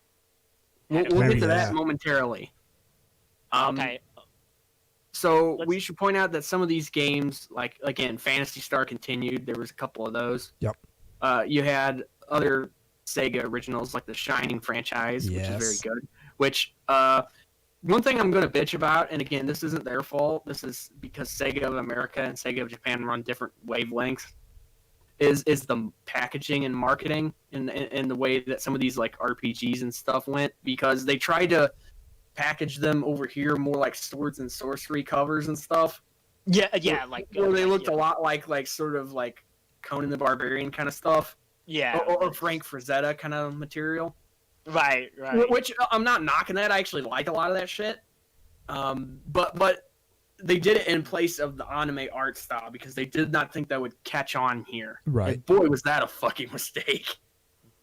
I mean, at the time, I understand because it had like the Pokemon bubble hadn't burst or any of that yet. Exactly. Yeah, we weren't in that. I mean, people saw DBZ on the weekends. That was about as much anime as you were in movies on Stars or something like that. Or on HBO or Sci-Fi. That was as much anime as you got. This is pre-Toonami. Well, okay, we're even going before that. This is anime. If you wanted to get anime, you had to go to Sam Goody or Blockbuster. Or you had to order out of a catalog. Yeah. Which I did. And I can't say I envy... if you're a younger person, don't envy that. So let's that talk was not fun. Let's talk about our personal, like what were some of the games that we had? Okay, sure. I had all the Sonic ones because if you didn't, you were a total fucking poser. Naturally. I had all four. I had the four main ones. Yeah. Sonic 2, 3, and Knuckles. And in my case, I had Spinball. My condolences. My cousin had Spinball, which I beat one time, and then I never played it again. The friend I'm talking about had Spinball, and we didn't really play much Spinball. It's not very good. As far as the arcade ports go, I really liked the beat 'em up stuff like Golden Axe. I never played Golden Axe. And again, going back to that whole kind of Greco-Roman kind of thing. Yep. I mean, because you had the Viking dwarf with the axe, and again, sort of the He-Man rip-off looking dude. Yeah. Et cetera, et cetera. And then you had more stuff like Road Rash. I was a big fan of those. Oh, Road Rash. I didn't have them. My cousin did, but I loved playing it when we did. I had again the Sonic games, a couple of Golden Axe ones. My cousin had Road Rash, and again, I'm not a racing car guy as far as games go, but that was a fun one. I mean, it never got old hitting a cop upside the head with a crowbar and knocking them off their bike, and then taking the turn too sharp and getting fucking arrested when you smack into a fucking billboard. Because it's almost like instant karma. It's like, yeah, take that, wham, Oops. and then it just closes in like an episode of Cops with it saying "busted" real big. Again, the Phantasy Star ones. I was a big fan of Phantasy Star 2 and the fourth one. A friend I'm talking about had Echo the Dolphin. Yep. The third one wasn't done by the same Sega development team, which is why it's so weird. Yeah. And why people don't like it. But 2 and 4 are like god tier games. You definitely got to get those. And the nice thing is ever since they haven't been a hardware company anymore, as far as these things go, they've licensed their games out to other companies, and you can play them and get them in big packages and stuff. And it's highly recommended you do. Steam has a ton of Genesis classics, including the next group I'm going to point out, which is the Shining franchise. Yes, sir. There was Shining and the Darkness, which was a dungeon crawler, kind of like Wizardry or the first Phantasy Star game. Yep. It's very good. It's easier, I would say, and it's a good kind of. When I say easier, maybe not to some people, but compared to the ones I mentioned, it is certainly. And then the second and first Shining Force games were tactical RPGs and you saw they were sort of laid the blueprint for games like Final Fantasy Tactics. Same kind of idea, a little bit grander scale in a way, because you'd have like 15 people running around or whatever, on these really big. And one of my favorites was in the second one. You're on a chessboard. Oh, so I never got very far in the second one because I haven't beat the first one yet. The first one, the AI is not very smart. I'll just be blunt. Yeah, it's just was Shining the one, or I'm thinking of the one they War Song. No, you're thinking of Lancaster, which is War Song. Yeah, and I'm gonna mention that too because they just recently re-editioned that as a remake. The first and second Lancaster games, and I just got it recently on the Switch.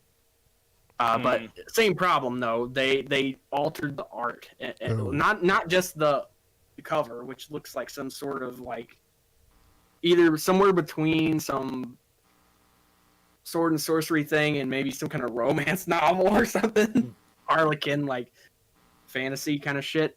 But in the actual game itself, they altered the character portraits to make them look less anime-ish. And in some cases, it's actually pretty hideous. In some others, it's okay, but it's like, this is Satoshi Urushihara, though. Yeah. So it's like, you're not going to get me to ever admit the replacements are better. They're just not. They even had a Castlevania game called Bloodlines that Konami put out, and that was a pretty good game. And again, given that it was the Genesis, you had like blood and some stuff like that wouldn't have snuck by on the SNES probably at the time. Right, because basically one of Sega's big marketing things with the Genesis was that it was the more mature console. Yeah, very much so. And that almost got them in like some pretty significant trouble when. Right, because that was another thing Nintendo tried to dig at them with. Oh, it wasn't family friendly. Night Trap. Well, no, that was the CD, wasn't it? That was the Sega CD. But here's the thing: we'll get there. If you're wondering how Congress and the government got all they're up in arms about these violent video games, there may have been a competing game company that sent them footage of these violent video games on these Sega consoles. That were all these old fucks, whined about it. Yeah, Nintendo basically tried to get Sega. Nintendo basically tried to get the government to legislate against Sega so they wouldn't have to compete. Like I said, Nintendo's a fucking cutthroat company. They'll stop at nothing to destroy you, and it's really a wonder Sega survived as long as they did, considering what they were up against. Right, and then you had. I'm assuming it was probably the same group of fuckers who thought that PMRC was a good idea. You know what I mean? The same group of congressional jackoffs. Oh yeah, well they're and of course they're being shown the worst of the worst of what's on the Genesis. Weirdly enough, I think that was the birth of me getting like slightly political in a way, because around that time I was in junior high school. So it's like during the whole Mortal Kombat controversy. Right, which that was a big one. That was a big one. And I remember that big time because I remember when that first came out in arcades and when that eventually did hit the home market. But it's funny, it's like look at that thing, it's like itchy and scratchy really? level. Like dude, I see worse shit than that on fucking like Disney now. Yeah, exactly. It's itchy and scratchy level violence if you think about it. It's like yeah, gory, but it's not realistic in any way. No, not at all. Not at all. You didn't know you could rip out someone's spawn, Yeah, let me try that at home. Another game that was really popular, it's generally considered to be one of the best Genesis games ever, which is Gunstar Heroes. I've always heard so much. Never played it. Same. Oh, you should. Because I'm going to talk about. Well, okay. Can I talk about some of the ones I had? Go ahead. Yeah, go for it. Nobody's stopping you. Okay. Well, again, the 4 main Sonic games. Naturally. Mm-hmm. Let's see. I had Phantasy Star 4. Mm-hmm. Which I had this one that Anubis would love called Ranger X or X Ranza in Japan. It's a really good mecha game that the mecha looks very like Kotoki-ish, Gundam-ish type of design. Probably some of the best like pseudo like there's some parts that look 3D but they're not. It's hard to explain, but if you see it, let's see. You know what else was really weird? And again, this wasn't just the Genesis, but I know they took part in it. There was a lot of Disney-oriented, games. Yep. Yeah, I've heard about like Aladdin and the Lion King and stuff like that. Yeah. And again, they weren't bad games or anything. I'm just saying that was something that was kind of interesting at the time. I think a friend of mine had that Lion King game. Yeah, I remember renting. My cousin had the Aladdin one. I remember renting both of those at one point. I mean, I don't remember much beyond that. They also had, what do you call it? Obviously a couple movie type things like Predator 2 and some shit like that. Oh, I remember renting that. But I think the games that caused them the most trouble, besides Mortal Kombat, Lethal Enforcers is another one. Oh yeah, I love the way that the intro is. It's like Lethal Enforcers. Psh, din, din. Yeah, I mean, like that was one of those ones that was on those late night fucking hard copy exclusives. Oh, and the guy was like, they call this, what's the name of the gun? The pacifier or something. It's like you mean a Peacemaker? An actual name of a fucking gun? Yeah. You know what's really fucking ridiculous about that is we called nuclear weapons peacekeepers. Oh yeah, peacekeeper missile. It's like, and no, I'm not saying it's ridiculous we called them that. I'm saying it's ridiculous people would get offended that shit like that in video games are like that when we actually have a national, group of people that call shit things like that. I had Contra Hardcore, but I would cheat and you would use the game Genie because that game's impossible without the without some sort of code to play it. My cousin, who's more of a sports guy than me, had Barkley Shut Up and Jam. Yeah. I distinctly remember playing that with my cousin a lot. My friend had NBA Jam. And that was the big basketball game. Because that's the one that gets ridiculous. Especially with the commentators like, he's heating up. Which is funny. He's on fire. Which is funny because I remember buying a book on like Genesis games, like how to play them and such. Mm-hmm. And when I came home, the pages that had NBA Jam were ripped out. Oof. So somebody was just like, I'm taking that. I mean, again, there were numerous games that were multi-platform. I mean, again, the Disney Aladdin thing and stuff like that. It was on the SNES too. Same with some of the Mortal Kombat stuff. One game that I rented the fuck out of, but I don't know why. Maybe I was kind of embarrassed to buy it because I was trying to be, quote, more mature with like the Mortal Kombat and such, was Rocket Knight Adventures. Huh, interesting. And another game a lot of people liked was like Earthworm Jim. I rented that one a lot. Toe Jam and Earl. Rate is much harder than the second. Yeah, I remember Toe Jam and Earl. I remember one of my buddies was like obsessed with that fucking game. My friend had Boogerman. I remember. Yeah. Plus, you had to love the way they had these like full page spreads with these fucking advertisements for these games. Yeah, like gaming marketing went hard back in that era. It was a lot more effective, in my opinion. Oh, listen, my favorite was still the. It was a Virtual Boy baseball game. Ooh. And that sounds like it would be fucking terrible. That sounds terrible squared. Wait. Oh, it's the Virtual Boy. Oh, I already don't want it. And it's baseball. I didn't know I didn't know I could want this less. Wait, it gets better. It said, it shows a guy like you're basically you're sitting like in the stand behind someone like with like the plumber crack. Oh yeah. Oh god, I remember that. It said, finally, baseball without the chili dog farts. Yep, I remember that. I remember that one. And I think they got complaints about that. Anyway, a couple others I'm going to put out there. one that I remember was kind of a big deal with some people. Primal Rage. Oh, I didn't. Which was sort of like the Mortal Kombat with dinosaurs kind of thing. I loved it on a concept level because it was like then you had like the baboon that like pissed on people and it was like acid to just kill them. It was good stuff. Oh, here it is. I found it. Yeah, finally baseball, and it is a it's a Virtual Boy game. We had again all the canonical Sonic games were great, of course.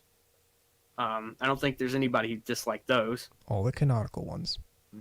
Yeah, that's why I said that. AKA not Spinball. Actually, another game. We do have a question though in the IRC. Yes. On a side note, when it comes to the whole Sega thought anime wouldn't sell thing, is that also why Puyo Puyo was localized as Dr. Robotnik's Mean Bean Machine? Probably, yeah. My friend had Mean Bean Machine, and I had not. It took me years to realize, okay, this is basically just Puyo Puyo. Right. Another game I remember that was real popular was Super Fantasy Zone. I think that was it. Was that the comic book one? It's just Fantasy Zone. Comic Zone is the one you're talking about. Comic Zone, thank you. Oh, no, Comic Zone. Yeah, that's the one I'm thinking of. My bad. Right. And again, there was all kinds of stuff out there. Again, there was a Tailspin game, for fuck's sake. A game that I had that... I was more for my brother, but I played it too. Anubis would actually like this one. Kind of hard on the controls, though, called Cyborg Justice. I like the name. Yeah. Yeah, you would like it because it's basically like... you could, like, sort of mix and match these robot things. Mm-hmm. And the best thing is, if you're getting it kind of tough, but if you pull it off, you could pull off their arm and then put it on you. Oh, okay. Awesome. Or pull off their torso and with the popping sound, and that's how you gain your energy. Okay, I'm gonna pop out a couple others, and then I think we kind of need to move along, or we'll be doing this forever. Sure. Okay, a couple that I think are worth talking about. First off is there was a franchise that probably did a lot better in Japan than it did here called Valis. See, I wish I rented that in the day. I've only played that like emulator. I should also point out that not only did it outlive the Genesis, but the fifth one is pornography. Oh, hey. We're just straight up hentai. Yeah, basically. Because it's... But the thing is the old ones actually didn't really hint at that. I guess they just decided, I'm horny today. The thing is, I would have loved it on a conceptual level if you showed it to me. It's like, oh, look, a schoolgirl in a sailor uniform. Right. You know, and it's like, if you showed that to me at like 12 years old, I would have been like, you know, up like, oh my god, what? How did I not know about this? And then you had a couple of ones like VR Troopers. Oh yeah, that's based on, you know, the VR Troopers show. Naturally. Obviously. And Virtua Fighter 2 is another big one. Yeah, which was kind of weird because, like, the whole thing about Virtua Fighter is that it's the 3D fighting game franchise, but they turned it into a 2D fighting game for the Genesis. Yeah. Now, to go along with this, Nintendo had its Game Boy. The Genesis had the Game Gear. Yes. And that's what I had. To be timely, they have put out the mini Game Gear, which, yeah. Yeah. So yeah, they announced this Game Gear Mini, and like, so I'm to understand that the Genesis Mini is like the ballingest mini console that exists. Almost, I would say the one that actually just came out now is the best. The PC Engine Mini, or the TurboGrafx 16 Mini actually looks like the best one, in my opinion. Probably best price for the amount of games that you get. Right. It's like $100, but you get like 50 games. Yeah, but how many of them are good? That's the thing. There's a lot of good shit. You know all the well-known 80s shooters that you'll know of, Anubis? I don't know about all the well-known ones. I know Gradius. Okay, Gradius R-Type. Okay. And Space Harriers on there. Naturally. Gradius, R-Type. What's the one with the Salamander, which is also Life Force. Life Force. Yeah. I'm glad that I'm paying attention, because if I wasn't, I thought you would have said something about Human Centipede. He's Salamander. and that's way fucking different ballpark. But not so. Let me talk about the game. Yeah, hit up the Game Gear. Yeah, hit up the. Okay, so I got this. Unlike the Genesis, where I got that in '93, I got the Game Gear in Christmas of '91, which was like the year it came out here. Here's the thing, I remember this very well. It was around like in the summertime when I was kind of debating which one I wanted, which portable console I wanted. I felt the Game Boy was beneath me to ask for a black and white, and the Turbo Express Mini, which was basically the TurboGrafx 16 portable, but that could play the same games as on the main thing, because it was on the Hue cards. Right. But that was like $300 back then. I'm not kidding you. It was $300. I'm not exaggerating. That was common for a lot of this kind of stuff, though. So here's the thing. A lot of it was expensive. Here's the thing. It was down between the Game Gear and the Atari Lynx. Oh. That's an easy one. Yeah, in hindsight, you made a good decision. Yeah. Well, let me tell you. The thing that's got me sold on the Game Gear was the packing game, Columns. Because I would see that Which at was Toys R Us. their version of basically Tetris or something like that. Yeah. Yes. It's probably the best idea, because it's like, see, we got color.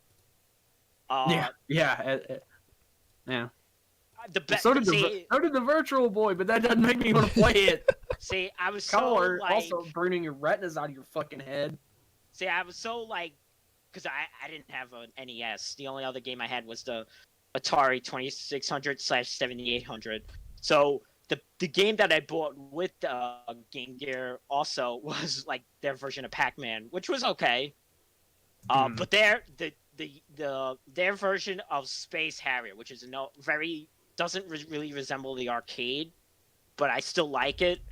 I have a huge soft spot for that, just on a pure nostalgia level. We should point out that this came out in 90 and 91. 90 there, 91 here, to give you kind of a reference when it came out. And it was largely competing with the Atari Lynx, just like you said. Yeah. Yeah. And fortunately, it kicked their ass. But the thing is, I didn't buy as many games compared to the Genesis. Mm-hmm. The reason is, I didn't have a way of gauging what was good. I couldn't rent Game Gear games the way I could Genesis games, so I had to just base. So a lot of the Game Gear games I had were basically like, I had 2 Sonic games, for example. Not the first 2, the latter 2. Mm-hmm. Okay. I had the Mortal Kombat games. And then again, you had ports of other things. Yeah, it was basically a small Sega Master System. Right. Yeah, pretty much. I mean, I didn't have one, obviously not, but I didn't have a handheld for a long, long time. But but weirdly enough, I don't know, maybe because of the circle of people I was around was like kind of the middle class. A lot of people I knew had the Game Gear, so. Mm-hmm. So, it was kind of besides the Game Boy, it was kind of the also ran. In a way. Yeah, it kind of came up second against the Game Boy by a wide margin, though. Right. Nobody I really knew had the Lynx, but they had the Game Gear. Right. Yeah, and again, you had your Sonic games. You even had a Shining Force game, from what I remember. Yeah. Yep. Okay. Now Sega does something interesting here. Nintendo did this too, but I think Sega did this even more in a way. They really like to play with their peripherals. Yes. Because what you got next was the Sega Cd. And this was an interesting idea. First off, I mean, because of the CD format. Was it the first CD-based console, by the way? Right. It came out at the end of '91 in Japan, and here about almost a year later. Not complaint. And again, there's a lot of things to be said for this. Obviously, it had FMV, which was one of the big selling points. It also led to some interesting things. I mean, first off, you had Sega CD, which was the big selling game and point Sonic of it. CD. Yes, sorry, Sonic CD. Got confused there for a second, dude. That of the classic Sonic the Hedgehog side scrollers, that's the best one, and I'll fight people over that. Okay, it's definitely one of the top tier. Oh yeah, I would say so. There was quite a few games for it. I mean, we probably got screwed on some of them, I'm sure, for the same reason you'll see in the future. But one of the things that was interesting about it is, again, you also had ports of Mortal Kombat and stuff and Lethal Enforcers and stuff, and they ran a little bit more smooth, and had obviously better graphics. But you also had working designs, the company working designs, who came up with like Lunar, and those really good games. And again, that was one of the earlier instances of an anime-themed thing that actually still had the album or the sleeves on them that still said they were anime. Right. Yeah. They didn't try to do that with that, thankfully. Yeah. They weren't really. Here's the thing. I think working designs wasn't really like they were basically like a Funimation or Sentai. They were a distributor of foreign. Right. Well, and at least at the time, I don't know about these days, but at the time they largely had good quality localizations and whatnot. Yeah. I mean, they did the one for Phantasy Star 4 as well, if I'm not mistaken, and they did a really good job with that. But the biggest thing I think that you saw with the Sega CD was an incident. There was a game out there called Night Trap. But here's the interesting history about that game.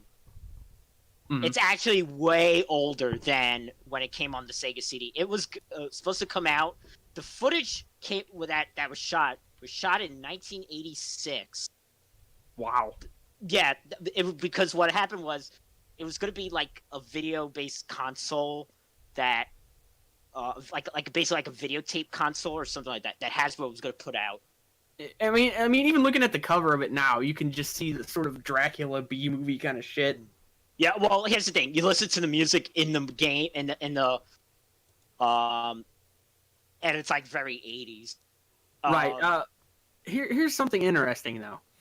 More than anything else, this game created the ESRB in many ways.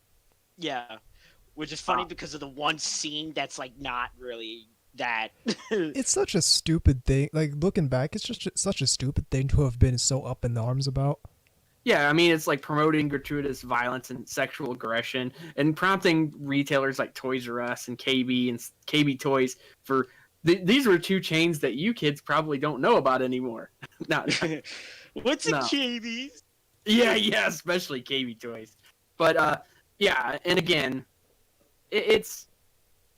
I'm not even going to say it's a good game, because I honestly didn't think it was. Did you had a Sega CD? No, but people I knew did. All right, because here's the thing. I was too poor for that. What are you talking about? Here's the thing. Yeah, that's the thing. A lot of people, other people I know had a Genesis. Nobody I knew had the Sega CD. The one friend I'm talking about who had a Genesis also had a Sega CD. And that's where I first played Sonic CD. The only person I know that had a Sega CD was the rich Korean kid across the street from my grandfather's house. Anyway, but in many ways that did give birth to the ERS. I can't even fucking say it. But we got here's a quote I think is really entertaining. I'm gonna put it out here. Congressman Senator Joseph Lieberman, or just Joe Lieberman. Lieberman from Connecticut. Fuck you, by the way. What a fucking champion he is. Quote, it ends with this attack scene on this woman in lingerie in her bathroom. I know that the creator of the game said it was meant to be a satire of Dracula, but nonetheless I thought it sent the wrong message. Unquote. Fuck you, Lieberman. You're the same asshole who basically was whining about rap lyrics and shit. Yep. crusty old fuck. Didn't this asshole at one point want to run for the presidency? I think he was. I think he was running for presidency at some point, and I know he had a vice presidential ticket at some point. Yeah, definitely. In any case, this was one of those PMRC guys I'm talking about. Although, to be fair, that actually was started by Al Gore's wife, Tipper Gore. Yep. And her Democrat pals. It was, to be fair, that was very much a bipartisan attack. Yeah.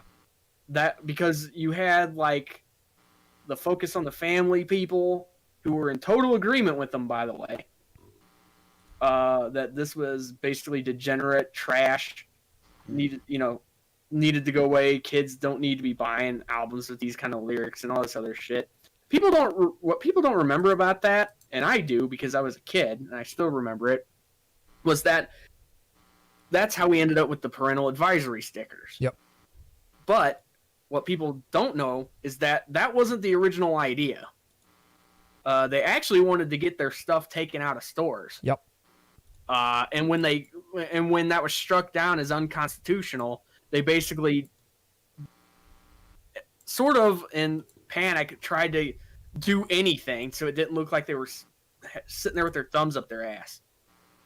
And basically tried to make that into some sort of weird compromise kind of thing. And yeah, to put it simply, they tried to censor it originally, just outright fucking get rid of it. Yeah. And when that failed, because, well, you can't fucking do that in accordance with the way our stuff works here, they sort of had sort of a hissy fit, and they were successful with the sticker, but originally that wasn't the game plan. There was a thing called the Filthy 15, which was like, songs that I guess especially rubbed them the wrong way. Anyway, what does all that have to do with any of this? Because it's the same kind of personality type that led to the creation of the same ESRB rating system. They figured it would operate the same way that the sticker did, whereas some places just would outright not carry it. Yeah, it turned out to not be the case ever. And actually, it went the other way, where people, it's like, hey, it's not our responsibility anymore. There's a rating system on it. That's on them now. Yep. Which is how it should be and how it ended up being. But you still had people whine and bitch, of course. Because, people don't want to be parents anymore. But I'm not going to get on that. Because that's a whole nother thing I could bitch about. Now, this is not the end of their peripheral playing around. No. Not by a long shot. The other big one I remember from this period was the 32X. Yep. Oh, yeah. Which was, it claimed to be 32-bit. I was sort of suspicious of that. Well, you know what it is? I found out what it is. It's, you'll see, like, you'll have a game where the background is basically working off the Genesis. Okay, but the polygon part is, but you'll have like the polygon. So they're using like the pre-render of the Genesis. Yeah, it's like half and half. Right. Okay, yeah. Now, I don't know anybody who had one of these. Me neither. No. I'm sure somebody did. I didn't know anybody that did. The only people I remember talking about this in any capacity were basically talking about ports of fighting games. And also, and again, there was the Knuckles game. Knuckles Chaotix. Yeah, thank you. And they also had a port for virtual racing on the 32X. Mm-hmm. Mortal Kombat 2. I remember that one. Here's the thing: I've played some emulations. Night Trap. Well, that's the CD one. Yeah. I've played some emulation of the 32X, and it's actually not a bad system. Yeah. It just it's not bad performance-wise. Right. It didn't have a lot of games either. It just did not have third-party support at all. No. Like at all. I mean, just looking at the list of games here, there was a couple that we didn't get at all, just from Japan or whatever. 40 titles total. Their Space Harriers. Their Space Harrier is fantastic. Yeah, they had a real good port of Space Harrier. Mm-hmm. And I don't know if it was a good port or not, but they did have Mortal Kombat 2, as I said. There was like a gazillion versions of it, but I do remember that being one of the big selling points. And of course, the version of Doom. For those out there who like the Doom franchise. Naturally. Yeah. It's funny that there was also a Doom on Super Nintendo also. Yep. Yeah, I bet that didn't sell as well for numerous reasons. No, but it came. The cartridge was red. Yeah, that was true of Maximum Carnage too. Oh yes. Hopefully, somebody out there in listener land remembers that. Anyway, it's a Spider-Man game. Yep, sure was. And okay, the next one is to me one of their best, but unfortunately one of the worst handled on this side of the Atlantic. Which was the Saturn. Yes. My favorite console of all time. Now this actually was, without a doubt, a 32-bit. Yeah. See, I wish I had the Saturn. I always liked their logo, but again, I basically love every element of the Saturn. Don't trust my opinions on the Saturn because I'm probably not going to talk very bad about it. Right. So right. There's definitely some criticisms to be had with the Saturn. It was bad to program for, which means its third party support was kind of lacking. But I mean, at the same time, that was true for the N64 though too. Yeah, but at the same time, the games that came out for it were some of the best games that exist. Yeah. How come it was really expensive when it first came out though? Because they all were. Yeah. The PlayStation was over $300 too. And also, fuck Sony. All right, can we please stop pretending Sony's clever? Because do y'all remember several E3s ago when like the Xbox One was on the horizon and people were complaining about like the lack of being able to like lend your friends games for the Xbox One? Then Sony came out with this smug bullshit like, oh well, here's how you lend your games on the PS4, and the dude just hands him the game, and people were talking about how they won E3. No, because I didn't watch that. But they don't fucking. Again, let's please stop pretending Sony's clever, because their marketing, like their E3 press conference for the Sony PlayStation was just saying, they just said a number that's 100 less than the Saturn was selling for, and they won E3. Fuck Sony. Okay, here's where we should point out though. There are currently 1,094 games on this list. Yes, sir. Not including non-game software and compilations. Okay, and that's not all of them. It's an incomplete list. So they did have a lot. The problem is we didn't get nearly as many as the Homeland did. Exactly. Like, not even close. Now, very popular in Japan, by the way. Yeah. Oh, yeah. Part of it was there's kind of always been this schism between Sega of America and Sega of Japan, and that did a lot of damage to their company long term. It really did, and again, the anime style was still in that sort of, they don't think it, either the people on Sega of America just didn't care for it, which I could believe, because at that point, a lot of the games that came out were sort of anime-ish, if you look at a lot of these. I also wouldn't be surprised if Sega of America didn't like them because they didn't know how they would market them. Right. Because that was always Sega of America's big strength, was they were the business and marketing people, while Sega of Japan were the creative game developing people. And again, they cross-platform. There were a lot of games that were also on the original PlayStation, like Symphony of the Night. Yep. That was on both. Yeah, exactly, on both. One thing that I know that some people had a problem with was that the like you said, being able to program for it is apparently a bitch. And also, I remember hearing some complaints about the memory card for some reason. I don't know if it was like just too small or in capacity or.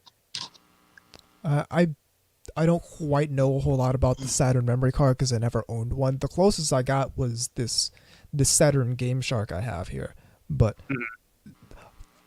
most of the games don't require it. I've never owned a game that required obviously the any of the Saturn RPGs probably did. I would say some of them, but I had I don't know if Virtual Highlight required the memory card, but I know Dark Savior didn't. By the way, I was gonna say. By the way, I know what the last Saturn game for the U.S. market was. Magic Knight Ray Earth. Ray Earth, yeah. That one goes for a pretty penny in the U.S. if I'm not mistaken. One of the things that's interesting though is, I mean, you have the Dragon Ball Z games. I mean, obviously those were multi-platform kind of things, but there was a couple of Saturn ones. You had, did those actually come out here? I don't know if they did or not. If we're talking about the 90s and DVD, then no, they didn't. Yeah, they were unreleased. Yeah. Okay. Yeah. I didn't think so. You had various again, like just looking at this list, there's a fuck ton of stuff that just says unreleased. A lot of shooters, believe it or not. A lot of Japanese. Mm-hmm. And again, there was a lot of anime themed kind of things, which I'm sure didn't help the way they tried to market stuff over here. Oh yeah, because that's what I'm saying is like I don't think they would know how to market something. Yeah, like, Sega wanted sports games for the Western market. Which yeah, wasn't the focus in Japan. And the Saturn certainly had quite a few sports games. I had a couple. They had a lot of Gundam games too that were sort of in the works from band. Yeah. I mean, if you look at this list, there's like almost fucking 10 of them. Never fucking made it over here. We didn't get the Blue Destiny games. Nope. Besides that, you had the Langrisser games, 3, 4, 5. There was a dramatic edition. I like that it's called that. Just a lot of stuff. I mean, a lot of games that. You had the Lunar Silver Star story. Yep. And Eternal Blue complete versions, which are better versions, by the way. Yes, that's 100%. Than the CD versions. Though it's a toss-up. Though it's a toss-up, which version is better between the Saturn version and the PlayStation version? Yeah, I wasn't talking about that. I honestly don't know. I'm not gonna mess with that. But you also had versions of Mega Man X3 and 4. Mega Man 8, yep. Again, cross sort of not pollination, but cross platforming there. You had more Mortal Kombat stuff, again, tons of sports shit like NBA Live, NASCAR games, NFL stuff, hockey games. One of the things that hurt it for the Western market was that I heard is that they really were trying to do a mainline Sonic game, but they didn't have that. Yes, that had to have hurt them. All they had was Sonic R, Sonic 3D Blast, which they had released back during the Genesis era. Which, from what I remember, Sonic was Jam. Really buggy. The Sonic 3D Blast for the Saturn? No. The Genesis version. Oh, the Genesis version. I just got bored by playing that one. I mean, I wouldn't say it's buggy, but it's definitely not as good as basically any other Sonic game that came out during the era before it. Like it's not the best of the Sonic franchise. I like it just purely from like a nostalgia point of view. Like I'll play the Saturn version of 3D Blast. It also has one of the best special stages in my opinion. But it's if you're looking for a representation of Sonic the Hedgehog, you're gonna play Sonic 3, you're gonna play Sonic CD, something like that. Right. One thing I want to point out is the Shining series continued here. We ended up with Shining the Holy Ark. We actually got that one. And Shining Wisdom as well. Oh, I love the cover. I'm sorry. Settle down. I'm sorry. Then you had Shining Force 3. Now, I'm going to bitch here. Because it was a 3-disc game. Just like, Final Fantasy VII was. Okay, we only got the first scenario, the first disc. We did not get number 2 or 3 at all. Ooh. And I was pissed. Because I am a fan of that franchise. and it was more of the same, except it was for Saturn. And there was no way that couldn't be anything but good. And we got totally fucked out of it. There was also an Evangelion game. Yep. Yeah, oh yeah, I was saying that. Oh no, I'm saying I love the cover for the Shining Wisdom. Yeah, I distinctly remember that picture in a lot of gaming magazines as a full-page promotional flyer, basically. Yeah. And again, like you said, there was Sonic R. You had Sonic Jam, which I never played. I've only seen it in like. I don't know anybody who has. I've only seen it Sonic at Jam, retro game conventions, but it's expensive now. Sonic Jam is the 4 Genesis games as a compilation, but yeah, it had with a an 3 overworld thing. Yeah. Oh, one thing that I want to point out is they had the Street Fighter Alpha games, and I was a big fan of those. I actually like those a lot. Right, can you tell me what the fucking difference is between Street Fighter and Street Fighter Alpha? Because I've never figured this out. Different Alpha's characters. a prequel. Yeah, Alpha's supposed to be a prequel. Yes. Oh, okay. Yeah. That makes sense. It's not as weird as it sounds. Okay. That was a lot less confusing than I thought it was. No, what's confusing is all the different versions of Street Fighter 2. Street Fighter 2 Ultra Turbo Arcade Edition Classic. Special Champion Tournament Edition. With Knuckles as a secret unlockable character. For real, it's not even a joke. I can't even tell you how many fucking versions of it there are. There are a lot. They just came out on the Switch, this version of Street Fighter 2 that has like all the versions on it. All the arcade versions. Good, so you don't have to fucking be confused anymore. So you can play the one that you're used to. And that you're good at. Anyway. By the way, I'm telling you right now, I'm letting both of you guys get all your various frustrations with the Saturn out, so I can just go full love for however much longer we're talking about the Saturn, because I really don't have many complaints about it. Oh no, I'm not complaining. I'm really not. The complaints I have are largely from the American perspective. That we also had Super Robot War games. Well, and those are just never like. The day of a mainline Super Robot Wars game makes it over here legitimately is... Well, being a sign of the apocalypse isn't far behind. Yeah, exactly. We had Sakura Wars, of course. Yep. And, you had that Nadesco game that bridges the TV series and the movie. Yep. And that's another thing, and we've covered it before, but... Wait, hold on, I'm looking at something here. Gray Forester says Alpha's the lead video game protecting its herd and fucking all the game bitches. No, not that. Street Fighter Alpha, Street Fighter Beta. Yeah, Street Fighter Alpha. It's when Ken is the bull. Well, we are NTR Radio after all. Uh-huh. Okay. Anyway. Yeah, I mean, if you're looking at this list, it's unbelievable how many of these things did not get over here. Like, just like, holy shit! No wonder people over in Japan thought it was a better system. Yeah. And of course, I already know where Anubis is going with this, so you know what? I'm gonna shut up and let him do it. All right. Yeah. So we understand that there's plenty of the Japanese games didn't make it over here. There's a whole lot of... I have some of these games that didn't make it over here. I wish they made it over here. But fuck, the Saturn is such a great system. It has so many... It has so many not just great games, but like games that we didn't get... Like, you don't see types of games like these anymore. Number one, I always talk about Virtual On. See, I knew you were going there. Fucking... What a... That's why I didn't mention it. What a ridiculously just ambitious game. I told Anubis about a game that didn't come out here but should have, called Bulk Slash. Bulk Slash. You got that. You had fucking Gun Griffin.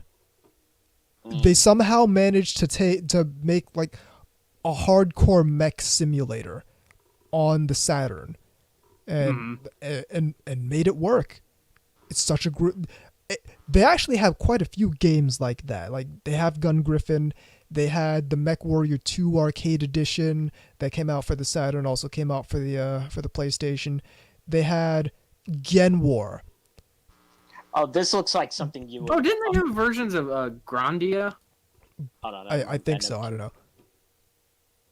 But Gen War is such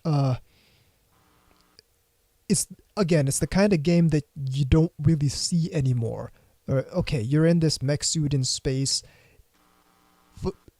fighting these aliens, fully destructible environments. So yeah, if you shoot enough missiles at that mountain, the mountain's gonna flatten eventually. Mm-hmm. It's such an ambitious console in general. They had all these peripherals that they like to do. They had the mission stick. They had the twin stick controller. The best was the commercials. Oh look, Burning Rangers. Yeah, Try and find Burning Rangers for less than I think $300 in the US. Oh, you think that's bad? Try and find Panzer Dragoon Saga. And fucking for an affordable price for less than $600. Go ahead and try that. It ain't happening. It's not gonna happen. No, those things were rare and expensive. Fucking 15 years ago. Yeah. That being said, I actually heard. I think they're making a new one of those. They basically did a remaster of the first two Panzer Dragoon games. And I think one of them is going to be on the Switch. They're both for the Switch. Okay, I think either the first one is complete and released, or both of them are. So I'll just say this: if you like those kind of games, that's definitely a checkout. Panzer Dragoon is great. It's a great game. It's kind of similar to Afterburner, but it's slower paced and in a more full 3D environment. And it's like, here's what Sega does that I really appreciate. They just do what Nintendo. Yeah, they just do out there shit just creatively. Like Panzer Dragoon, you're riding on the back of a dragon and shooting things in the air. Like, sure, why not? Nights into Dreams. This is one of the best games on the Saturn, period. And I've heard about that. So developed by Sonic's team, and you're flying around in 2 dimensions, but in a full 3D environment, you're racing against time to collect all these collectibles and do all this kind of stuff. It's a tough game to describe because there's really no other game like it, and there's a lot of games on the Saturn that are like that. Virtual On is one of those games. Gun Griffin is one of those games. Right. And they also had, like I said, if you're a fan of the Langrisser franchise, they had all those. They had the 3rd, 4th, and 5th game.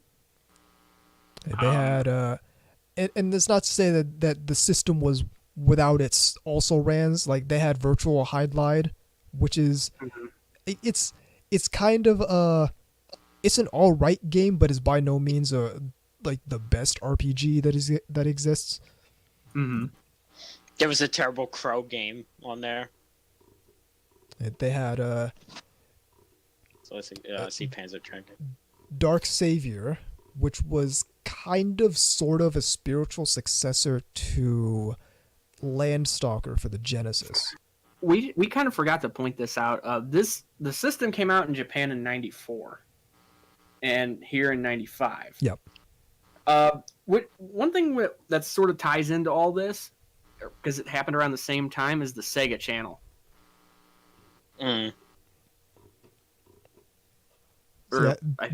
That's something I had no idea about. Wait, you didn't know about the Sega Channel? No. It was an online video game or service. That's why I didn't know about it. Right, but yeah, it was discontinued in '98. But the idea was it was a pay-to-play service. Just to give you an idea. They even had it for the Genesis, I think. Yeah, you could access their library basically, and you could get cheat codes, and that sort of thing. It was a really early, almost experiment in a way. And that's what I really appreciate about Sega, is that they're highly experimental, and they've always been. And this existed, I mean, a long fucking time before online, gaming. Yeah. Like in the way we think of it. I mean, this is a 4-year run. Well, it's again, it came out concurrently with the Saturn. That's why I'm bringing it up. Oh, so here's something people don't realize. Online gaming for consoles has been around a lot longer than we think it has. Because like the SNES had some online capabilities. The Genesis had some online capabilities. The Saturn had a few games that were online, but it was really only limited to a few games per console. Like it wasn't widespread, and they didn't really nobody really. That was kind of the domain of the PC in a lot. Yeah, but nobody really paid attention to it. Nobody really made a real effort to make anything significant about it until the Dreamcast. Yeah, I was actually, unless you want to move on to it now, I was going to sort of save that for that. But. I just want to rattle off a lot of these arcade ports for the Saturn, because that's one thing the Saturn was really good at, was the arcade ports. Fucking Daytona USA, Virtua Fighter 2, Virtua Cop 2, all these Model 2 arcade games were just so one-to-one on the Saturn. And that's something I don't think a lot of people really appreciate that about the Saturn, because they don't really understand what went on with it. Sega Rally Championship. So many excellent games made it to the Saturn. How come that Sonic game never came out? The one called Sonic the Fighter. That was, if I'm not mistaken, that was pretty much just arcade. Yeah, it was only arcade. Yeah, I don't think that was ported. It wasn't ported until much later on services like Xbox Live Arcade and the PlayStation Network, because I have it on my Xbox. Ah, all right. There you go. But yeah, let's move on to the Dreamcast. Well, one thing that we didn't kind of say, that the Saturn's considered part of the 5th generation. We should mention that. Yeah. And obviously the 6th one will be where we're going now, which is of course the Dreamcast. Yes, sir.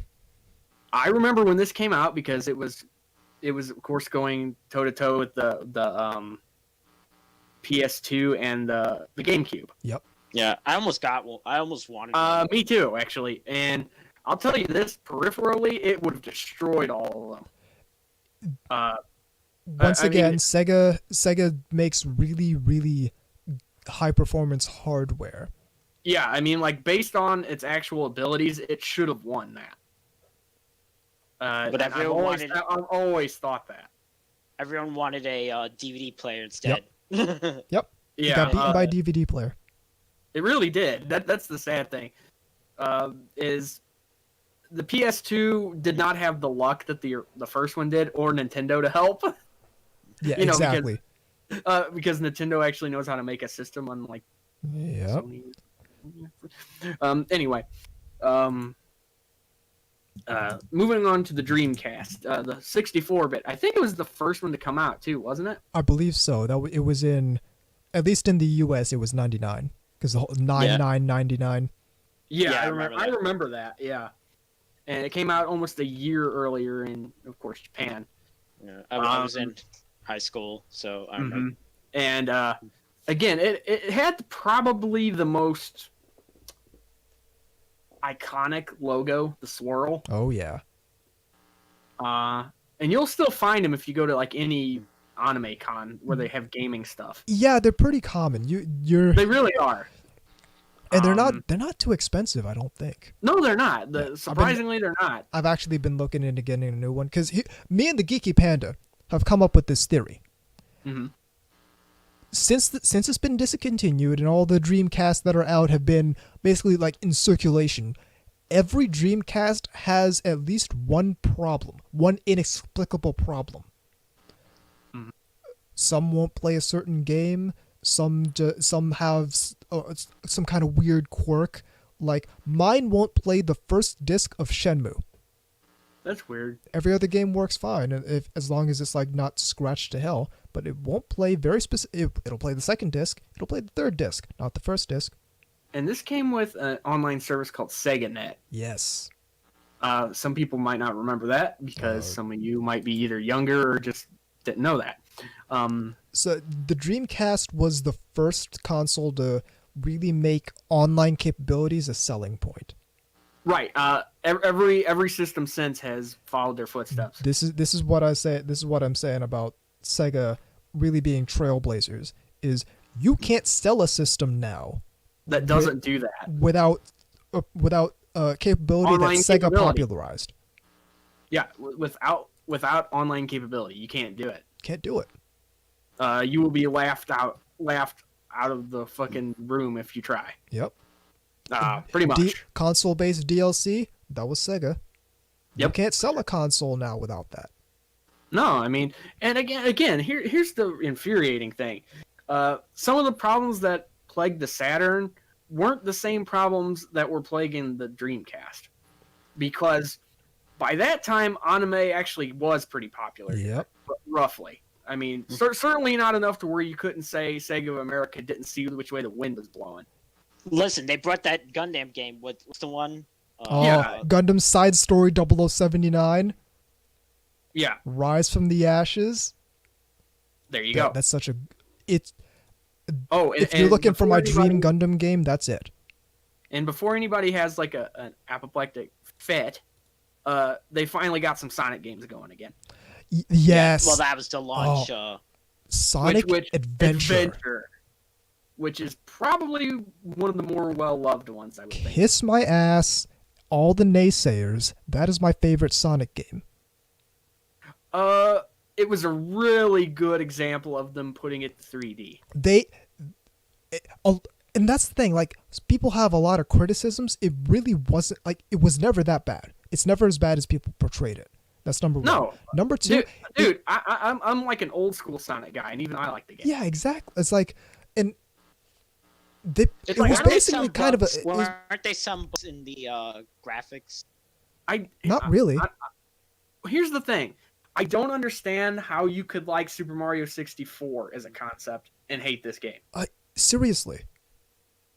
I don't get it. It's more or less the same kind of game, idea. except you're playing as Tails now, so you have this. You're doing something different in the levels, and that's another thing it did is like it's trying to introduce multiple gameplay styles, and like some of them didn't quite catch on. So when they did Sonic Adventure 2, they pared it down to the 3 best ones out of Sonic Adventure. Which even conceptually, that's not a terrible idea. No, it was a great idea. No, it's economical. It's like, okay, this works, and this is what people are really on Exactly. about. Yeah, we don't need the Amy Rose bullshit running from the robot in Sonic Adventure 2. We're just gonna keep. Or the cat fishing level. We don't need the cat fishing levels in Sonic Adventure 2. We really don't. As much as I knock on Sony and PlayStation for some of their bullshit, I thought they did an admirable job trying with the Crash series. I thought those were fun games. I know that was their sort of last-ditch effort at trying to get sort of a mascot. Sony tried several times, and it in some ways it caught on, in some ways it didn't. Because like Crash, for a lot of people, Crash was like the PlayStation mascot. For me, it was always Spyro. Yeah, that's another good one. Good call. And again, I'm not knocking those games. I actually think they're excellent games. Like here's what I'm not sure people understand when I shit on Sony. You're not shitting on their library. You're shitting on the people running it. Exactly. The PlayStation 2 has one of the best game libraries of all time. That's just period end. Just based on how widespread it was, how long that system lasted, how many games came out for it, and excellent third-party support. The console is fucking trash. The hardware is garbage, but because it had so much third-party support, the game library is one of the best game libraries of all time. There you go. The Dreamcast, excellent console, not quite as good a not quite as good a game library. If you were to ask me proportionally the number of excellent PS2 games versus the number of excellent Dreamcast games, it'd probably come out for the Dreamcast for me, but I'm biased. Unfortunately, and this is very, again, sort of where the Sega console part of it sort of starts taking a bad turn. And again, like I said, unfortunate, because I honestly think if they were in the mix now, the quality of gaming as a whole would go up. Just simply for the fact that they would have an actual competitor that's not going to rest on their laurels. Yep. If nothing else, it would sort of balance out this weird dick measuring contest Sony, Nintendo, and the Xbox have. You know what I mean? Well, it would, cause it would keep them kind of level. Well, not level, but it would. No, that's not the word I'm looking for. They would have to actually do something creative, but maybe that's not the right word. Like they would have to push the envelope in order to compete. They couldn't just scream about 60 FPS. Exactly. They couldn't just say, okay, this one has better graphics, this one has a faster processor, this one does this one does this thing and that thing that aren't related to the games. They would have to come up with some. They could. Here's the real. They wouldn't have just been able to say, oh well, the Nintendo Wii's doing really well. Let's try it. Let's Sony try and do their shitty PlayStation Move thing. Oh, let's Microsoft try and do the Kinect and have that not work out. Though now, I'm not saying that necessarily trying different things is bad. It's not that trying different things is bad, but a lot of it feels really cheap. It's gimmicks. It's gimmicks versus innovation. And here's where I start arguing with people is you can look at the Nintendo Wii and look at what it did with motion controls, and that's cool in the gang. But tell me who's using motion controls to that kind of scale now. In the meantime, again, you can't sell a console without things that Sega and the Dreamcast popularized. You would get laughed out of the market if you sold a console without online capabilities now. But you can go ahead and sell a console without motion controls. As a matter of fact, Microsoft did that with the Xbox One, where originally it was packed in with Kinect, and people didn't fucking like it. So they decided, hey, we can shave $100 off the price if we remove this Kinect thing, and no one likes it anyway. So people actually bought the Xbox One because it didn't have motion controls, and that's what I think is missing when we. Well, my hot take is that's what I think happens when you get a gaming market that punished Sega for innovating, but lets Nintendo continue to dominate it. But that is me being salty. What really happens is what happens when you punish Sega for innovating is you have a stagnant feature set for your consoles. And to be fair, I think Microsoft is doing some creative things. I'm looking forward to seeing what they have in store. I think, quite honestly, and this has really been going on for a while, but I think Microsoft is the new Sega. We'll see. Let's hope that's not necessarily true. Well, let's hope they're the new Sega in the good way and not in the bad way. But one thing you see is that when the Xbox came out, that was basically the Dreamcast too. And there was a lot of partnership between Microsoft and Sega to bring over some of the old Dreamcast games and some sequels to the Dreamcast games. So like you had Shenmue 2 that came out on the Xbox. You had Jet Set Radio Future and Sega GT, and those came out on the Xbox as well. So you had a whole lot of that kind of partnership going on there, after the Dreamcast had already failed. Like a lot of the people who worked on the Dreamcast I think they kind of advised Microsoft. Even if you look at the controller for the Xbox, it's basically a Dreamcast controller with another analog stick added in, maybe a couple extra buttons. But what we should point out is that after they backed out of the hardware part of it, they basically decided to focus more on games. Yeah, they're 100% software now. Right, and they've been doing pretty well, especially recently. They've been doing really well, and they've been porting a whole lot of their games to Steam, which is a good call. Valkyria Chronicles they ported to Steam. Valkyria Chronicles 4 they ported to Steam.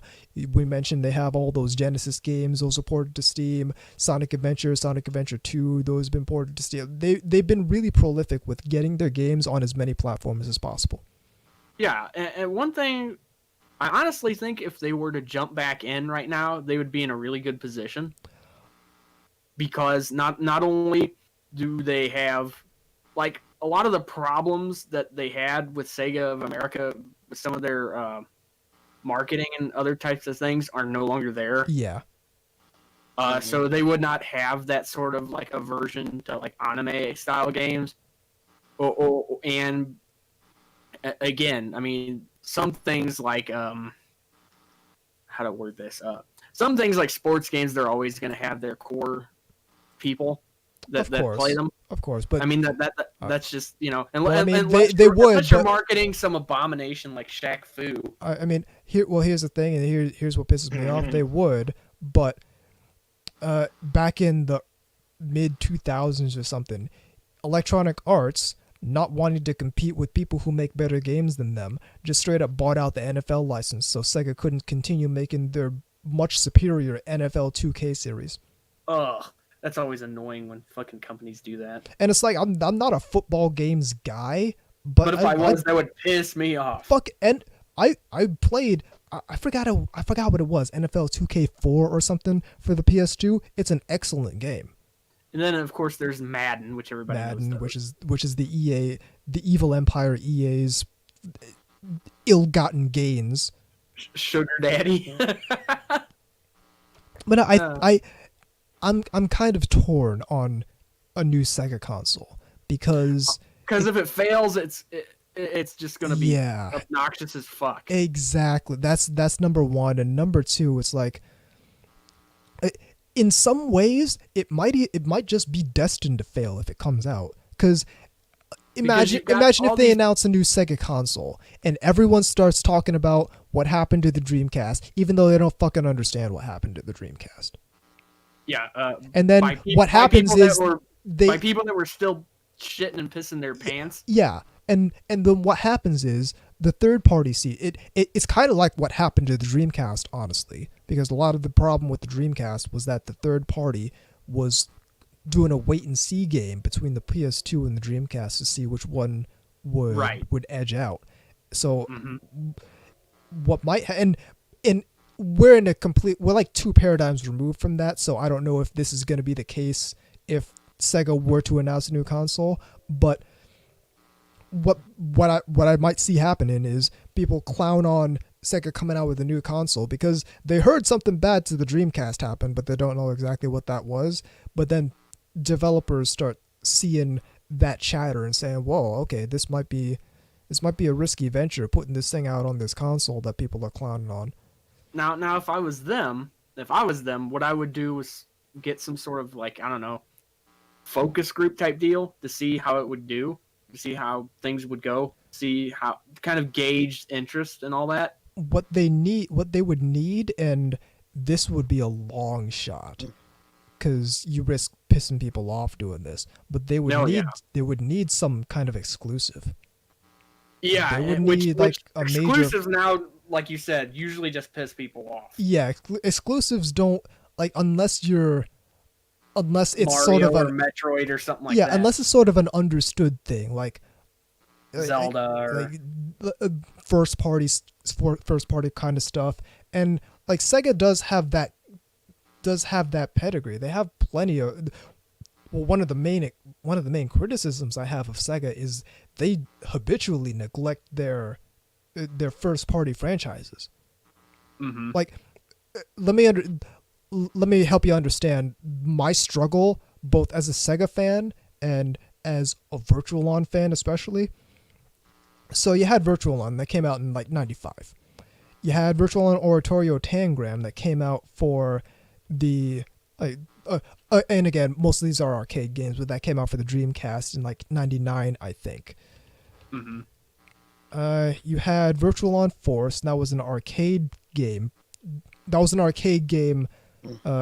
By itself, and that came out in 2001. Then you had Virtual On Mars, came out for the PS2 as a console only. That was in 2003. And then you have a certain Magical Virtual On that was actually pretty recently come out. I like the name. Well, it's a cross between Index and Virtual On, because apparently the person who made a certain Magical Index is a fucking huge Virtual On fan. Who knew? But that came out in 2018. So my point is, I've been waiting 15 years for between Mars and a certain Magical Virtual On for a Virtual On title. Now you understand the pain. Now you understand my crossbone pains. That's half my life. And still didn't get Ladies vs. No. but Sega just this is what bothers me about Sega. It's like they just, that's an inside joke people aren't gonna get. They just leave their shit hanging for so long. So we're now recently getting this reboot of the Sakura Wars franchise, and it's like, yeah, I've heard people talking about that. So I mean, it'll be interesting to see what they do, if nothing else. It'll be definitely interesting to see what they do, and like I'm still halfway on a new Sega. It's got to be really good. Of course, I'm gonna buy it, but it's got to be really good if it's gonna succeed. Really, yeah. It's got to it has to actually change the game. And here's the thing: even if it does change the game, that's probably actually why it might fail, because that's the same thing the Dreamcast did, was change the game. Yeah, I mean, I don't know how to best word this, but sometimes when you take those either experimental or turns that other people aren't really expecting, even if it's good, you still get those jitters from people who are like, oh, this is different. Well, here's what bothers me, is that the gaming community is always clamoring for innovation. We don't just want more of the same shit over and over again. The people who only care about the frame rate. And these are the same people who let the Dreamcast fail.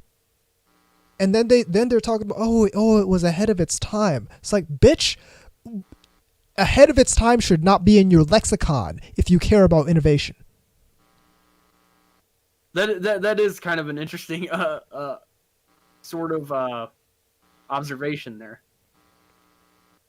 Here coming from the IRC. Funnily enough, for a while they made Sega crossover games, like a racing game and a tennis game. I remember those.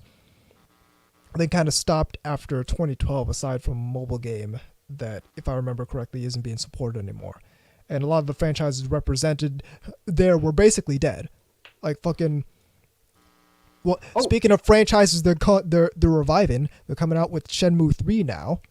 After however many years not having a Shenmue game at all. Or how about the sudden interest in Phantasy Star? What Phantasy Star is, that's something that's different, because that actually has been relatively supported. There was kind of a lapse between in the Saturn era, but then you had Phantasy Star Online, which is kind of what I was trying to get at. Yeah, where, like, it sort of survived into the modern era. Yeah, which I remember. Here's what I love about. Well, let me finish this piece. Here's what I love about Sega and Sega fans. There are still people playing Phantasy Star Online for the Dreamcast on actual online servers. Yeah, I mean, and this is a game that came out in the 2000. It's that's like the what do you call it? That reminds me of like when you run across somebody that's still playing like fucking Counter-Strike or Quake or something. Yeah, it's like people still playing EverQuest in 2020. It's like, dude, Boy, I don't envy that. This game came out in 2000 and people are still playing it with the disc on a fucking Dreamcast, having to jury rig the setup or buy the like $150 net broadband adapter for it to make it work on modern internet architecture just to play this game that came out back in 2000. And you also got people with the PC version playing that on private servers. Then you have Phantasy Star Online 2, which just came out finally after the PSO2 has been out for like 8 years. Came out in 2012. Finally got a legitimate Western release, which people had already been doing the fan translation release of it anyway and playing it that way because that's how I originally played it. But something people don't talk about with Sega fans very specifically is just how dedicated they are to some of these games and some of these franchises. And listen, people will clown on Sonic fans for how they act, but I've never seen a more talented like sub-community of game developers than the Sonic fan base. Sonic fan games are like a force unto themselves of just raw talent in game design, and a lot of the time, the Sega just lets it happen. Just don't hang out anywhere near their DeviantArt. No, stay away from that stuff. But do play like Sonic Robo Blast 2 is one of the best Sonic games that exists, and it's been worked on by fans for at least a decade. I remember being back in the day on like Sonic Fan Games HQ looking this game up, because what they basically did was so Sonic Robo Blast was a throwaway Sonic game with terrible art, side scroller. It was an awful game. Sonic Robo Blast 2 kind of started out that way, but then fucking at some point they decided, hey, we're gonna make this Sonic game off of the Doom engine. And what they basically did was create what should have been whatever mainline Sonic game was on the Saturn. Because basically that kind of fidelity of game. But to kind of start to round us out, that's what I love about people who are still into Sega games nowadays, is they're really into Sega games. Like they know their shit, they're passionate, they're still out here playing Phantasy Star Online, they're still out here playing on the Dreamcast, still out here talking about all these odds and ends peripherals going on with the Dreamcast. It's so good.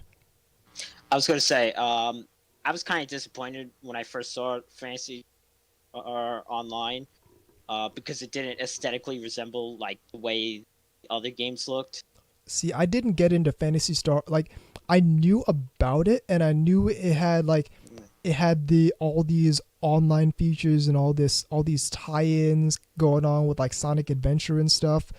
And I had heard all that through the internet, but I had never played it, and I really didn't play it until a couple years ago, actually.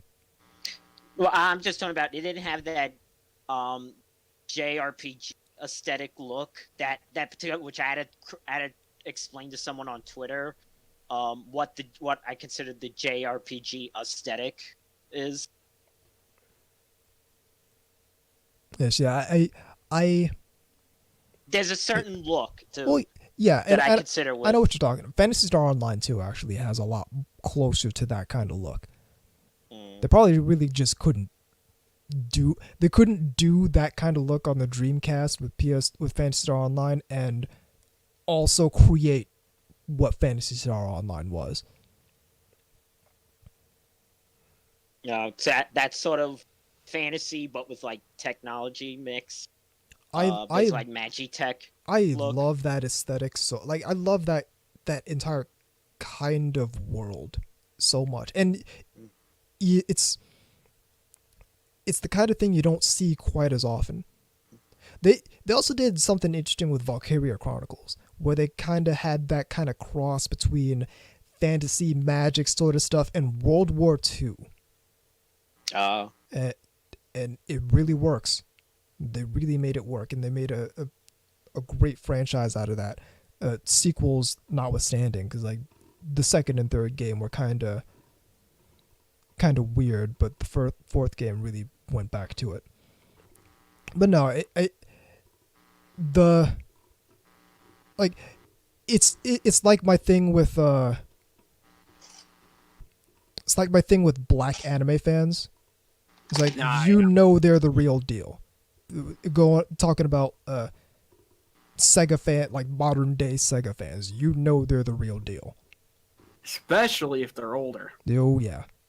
Because like I mean it was bad enough to be an anime nerd, in general, back in the day, but you also had the compound of probably the rest of the community, like, what is this shit? No, it's like you're especially anything girly, I imagine. Yeah, that's kind of what I was getting at. Well, it's also your preferred games are getting shitted on by the industry continuously, and like the company who was responsible for so many of your childhood memories constantly gets shitted on by like online games media because they fail, but they don't understand. Like it's like some sort of weird like backroom joke they do. Yeah, like it's the butt of the games industry because they tried a whole bunch of stuff and didn't succeed at it. Mm-hmm.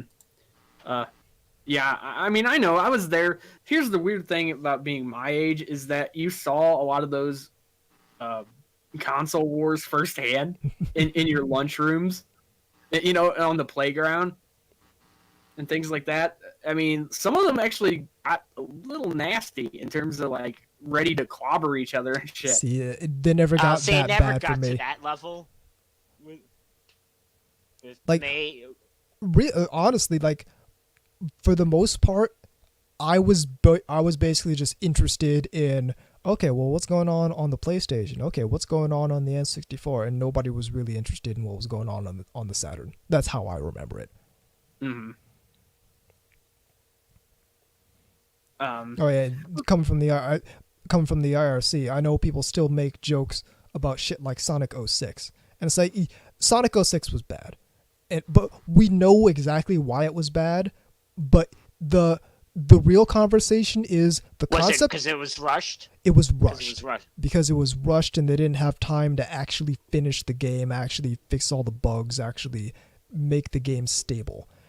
But the concept was sound. It was basically Sonic Adventure 3. And if they could have made that game stable, made that game like work decently, it could have been a good game. But there was pressure from other parts of the company to finish the game in a certain amount of time, and it just didn't work out that way. See, I never got that whole rushing a game's production because there's going to be complaints about it later on. Yeah, I mean, I guess you could say that in some cases, parts of the way Sega ended up going, again, not necessarily by their own volition, is sort of a cautionary tale. Well, yeah. In the sense that, like, okay, the branches over here and over there need to be on the same wavelength, or at least roughly. And not almost trying to cater to two different audiences. Well, they need to not try and cut each other down is first and foremost. Yeah, exactly. They don't. Yeah, that's a better way to put it. And part of it is kind of like these are all lessons that we've learned now. Mm-hmm. Like, I guarantee you, if Sega came back into the console market, they wouldn't make any of these mistakes anymore. No, and I think they would have people that are more in tune with what's going on a global setting rather than just kind of like what people here or there are. Yeah, I do think that's the case. Not only because of the internet, which no matter how you look at it, the internet in between the Dreamcast and now is like it's in our life every day. It's so much more robust. It's not just people like gamers and people like doing business stuff. Like everybody's fucking on here. Yeah. Like, you know, your grandmother's on here doing shit, you know, kind of stuff. I mean, and that just wasn't the case at the time. For those out there who weren't like internet savvy at that point or weren't allowed to or whatever, it was more barren. But on one hand, yeah, there was less people. But on the other hand, the people that were there were a little bit more savvy to internet culture. I think in the sense that, like, back then you didn't have people that to go slightly tangential. People weren't bitching about people jerking it to Sailor Moon or Pokemon art. You know, that was like part of the landscape, and you just accepted that. There wasn't no like stuff like we're seeing now. Oh, well, it's fucking ironic you mentioned that because we do have an email. So we're going to hit it up in the third segment. But before that, I want to know, and this is going to be a tough question. I already know the answer, but favorite game that Sega has made ever. Go. Whew, oh boy. I'm going to have to think about that for a second. If I gun to my head kind of thing, probably a toss up between Shining Force 2, The Ancient Seal, and Phantasy Star 4, The End of the Millennium. I'm going to say Sonic 3 and Knuckles when the two games are combined. Naturally. And that's a good one. Yep. And the first Space Harrier. Right, good call. Good call. Mine is, of course, Cyber Troopers Virtual On. Yeah, we totally didn't know that. And I don't even really need a second one. I just threw that up there because I was having a hard time. And I should point out that Shining Force 2 and that Phantasy Star game are in-house. Those are Sega. Yeah, they are Sega games. Those are first party. Those aren't like, farmed out to whoever. Yeah. That's not to say that great games aren't made by third parties, but most of the time, so certainly with Sega, because they know how to program their own games. Compared to a lot of third parties. I mean, like, you got lucky sometimes with Sony or Nintendo because Square or whatever figured it out and didn't have any real problems with it. But, et cetera, et cetera. I can go on hours about that shit. Yeah. So we're going to take a break, and then we're going to hit up, I guess, the mail. Yes, sir. So we're going to hit up the break. Keep it right here on NTR Radio.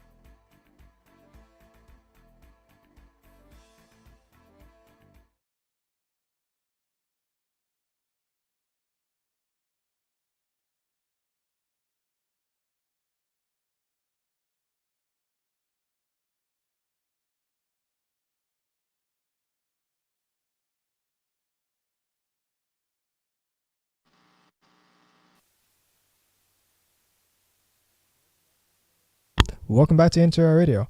Remember that time I forgot to turn my mic back on? It's great. So the Cthulhu at the mic here. That I'll 100% admit that's just me being stupid. We do have mail. And I can find the button. Is it the M? Shiny button. It is M. You got mail! This one's coming in from Shinden9. Okay. Hi guys.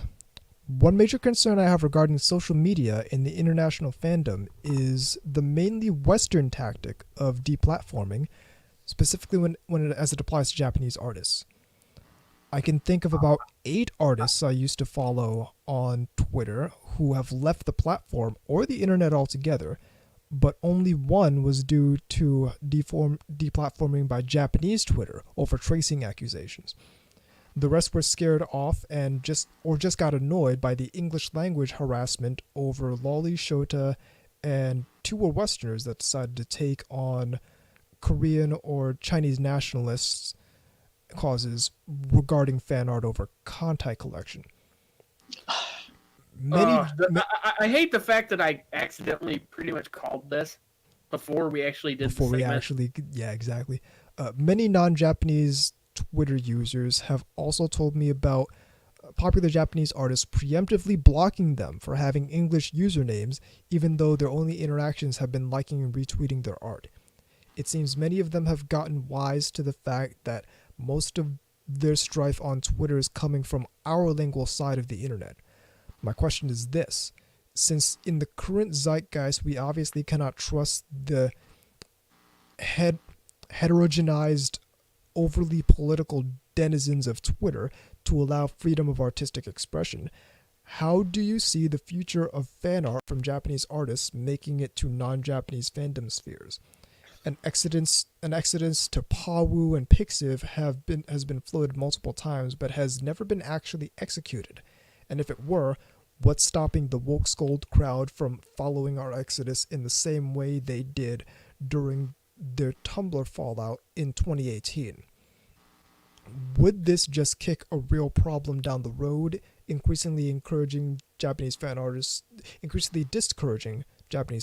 from even using more accessible space using more accessible spaces to publish art for fear of the mental health issues that come from being the ire of armchair activists?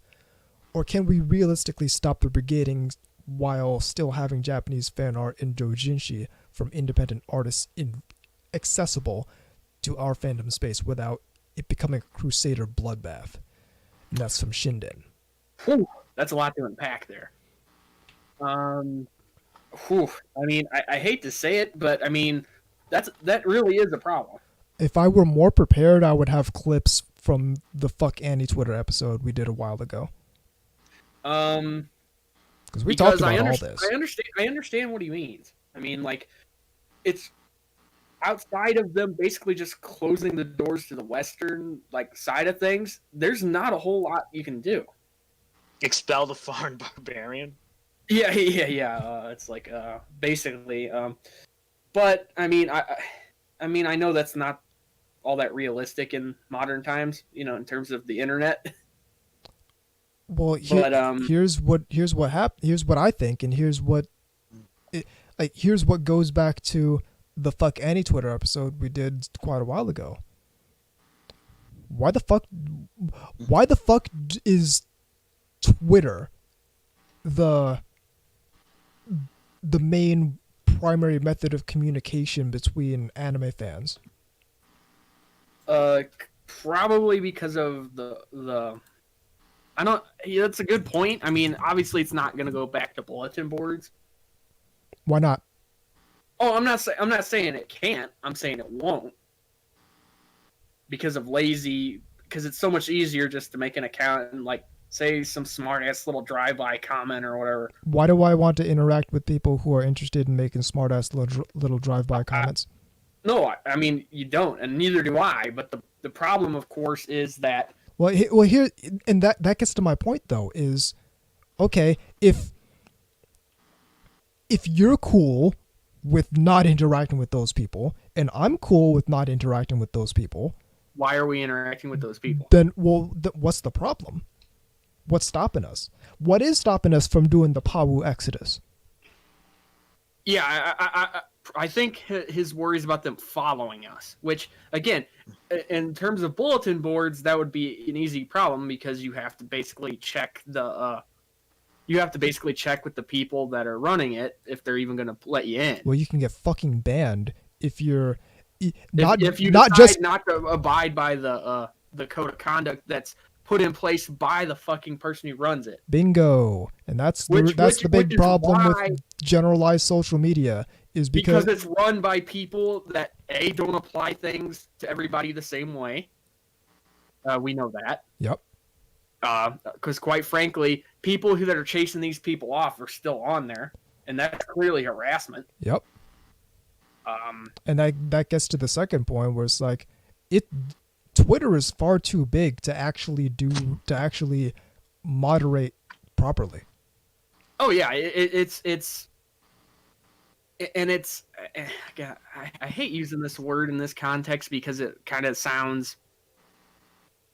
You'll understand though. It's also a very normie thing, and by that I mean that like everybody's fucking on there. It's generalized social media, and what's worse about it is there are certainly ways to curate your feed and make sure and like do this and that to make your experience. And you can, to make and your you experience should if you're better. using it. You can, and That's you absolutely should. But at the same time, you're really in there with the general populace. Yeah, you the same person who's salivating at Futanari is in there with the same people that whine about TradCon concerns. Yeah, and the instances of these little Twitter sub-communities meeting are few and far between, but when they do is often kind of a culture shock on both sides of the river there. Equation, because they're not used to people complaining in that way. Exactly. And because in Japan, I mean, that's just not really what you do. I mean, if something's bothering you, unless it's causing some sort of problem in the greater sphere, you just don't say anything. Exactly. It's just like, it's not my business. I don't fucking care. So that gets back to is like, and I don't necessarily think that like an exodus to Pawu and other services like that would prompt people following us, because I understand that the reason that they're on Twitter now is because Tumblr shit the bed. Right. Plus, let's be real here. These people probably didn't inherently go to Twitter to harass these people. No. It's just a product of them being there. Yeah, they just ended up on Twitter because Tumblr went down the tubes. And they're not staying in their own lanes. Exactly. And so they joined Twitter, and then they found all this quote-unquote problematic stuff. Or their friend found all this quote-unquote problematic stuff. And because they're the Tumblr crowd, they feel the need to call it out. So I don't really think that they're gonna follow you there. Culture shit. Well, the thing is they're not gonna follow. I understand what you're saying. They're not gonna follow you there because there's nothing for them except a bitch. Yeah. But they don't usually do that unless they're already there. Yeah, exactly. Because that requires energy that they're going to spend bitching about something else. Exactly. I mean, they're not specifically go there to bitch because, again, that's going into the lion's den, basically. I would like to... no, continue. Go for it, VZ. Real fast, I would just love to know, I kind of know the... Unfortunately, but just to play, devil's advocate, why in the West we're so into the call out culture when Japan doesn't really do that? It's It's not a thing. First things first, it's not a thing about the West. This is a very specific minority of people who habitually do this shit, and it's because dopamine rushes. It's because it's on the internet, it gets amplified, and definitely because it's on Twitter, it gets amplified, and it gets amplified on Twitter because Twitter encourages that kind of behavior. And the reason they do it is like I said, dopamine rushes. We actually have proof that this actually occurs in these people's heads. Let me help everyone understand something about Twitter. Twitter actively encourages you to use it in the worst possible way. Yeah, because it gets clicks. So I started a new, and I talked about this on this article I did for Otaku Entrepreneur. I started this new Twitter account for this brand I'm building. And the first place it sends you is the fucking Explore tab. When was the last time any of you have used the fucking Explore tab? Quite frankly, I want them to get rid of it. Talk about fucking current events? Are you kidding me? Why would I do that? Yeah, exactly. I know what you mean. Anytime you log in, that's the first bullshit you see now. It's fucking Explore. And it's always some... And even if you change it to where what's happening to somewhere else, it still overrides that. It's so frustrating because it basically it's like, hey, we don't care if you basically set up things to where you have them the way you want. We're still going to bombard you with the bullshit we think is important. Well, it's worse than that, and here's how it's worse than that. What value is anyone giving themselves or anyone else by just adding their own 2 cents to whatever the fuck is the trending topic? You're actively diminishing the power of your own voice by doing that. Not only that, but, and again, this is something that is sort of a product of modernity, is that back in the day, even when shit was going on across the world, you either didn't know about it or you had no way to communicate it besides those in your immediate circle. And like, even if you did, nobody gives a fuck what you say. Like, Joe Sixpack, we don't really give a fuck if somebody in another country is causing shit unless it affects you somehow. Like, 80% of people on Twitter shouldn't fucking be on Twitter. They don't have anything fucking valuable to say. They're just commenting on this, commenting on that, adding their 2 cents, not really giving value to anyone. Bad. Why does anyone follow any of them? Other than they have a personal relationship with them, which is fine. But it's like... Here's how bad it's gotten. People want to fucking understand my random ass perspective, I can tell them, but it's this encouragement of broadcasting your opinion like it matters, and Twitter tricks people into thinking their opinions matter, and what that ends up doing is people certain people's opinions matter, unless we forget the shadow banning. Well, no, here's the thing, is what that tricks people into doing is gathering up in big mobs to all give their opinions on some shit that doesn't matter, but at the same time, it's not fucking pleasant to have a whole bunch of people en masse telling you you're a shithead. Right, it really is sort of like, almost like town square, like flailing or something. You know what I mean? Or flagellation or some shit. Yeah, exactly. Just verbally. Similar idea. Oh, crap. Anyway, is it bad that I long for the days when people just posted about food they're eating and talk shit about that? I mean, that was stupid, better than what they're doing now. It's better than trying to fucking ruin people every day. You know, remember almost 10 years ago when everybody thought this was fucking stupid? Remember, K-Gods, when you told me, yeah, I'm on Twitter now, it's really helping out my blog, and I'm like, Twitter?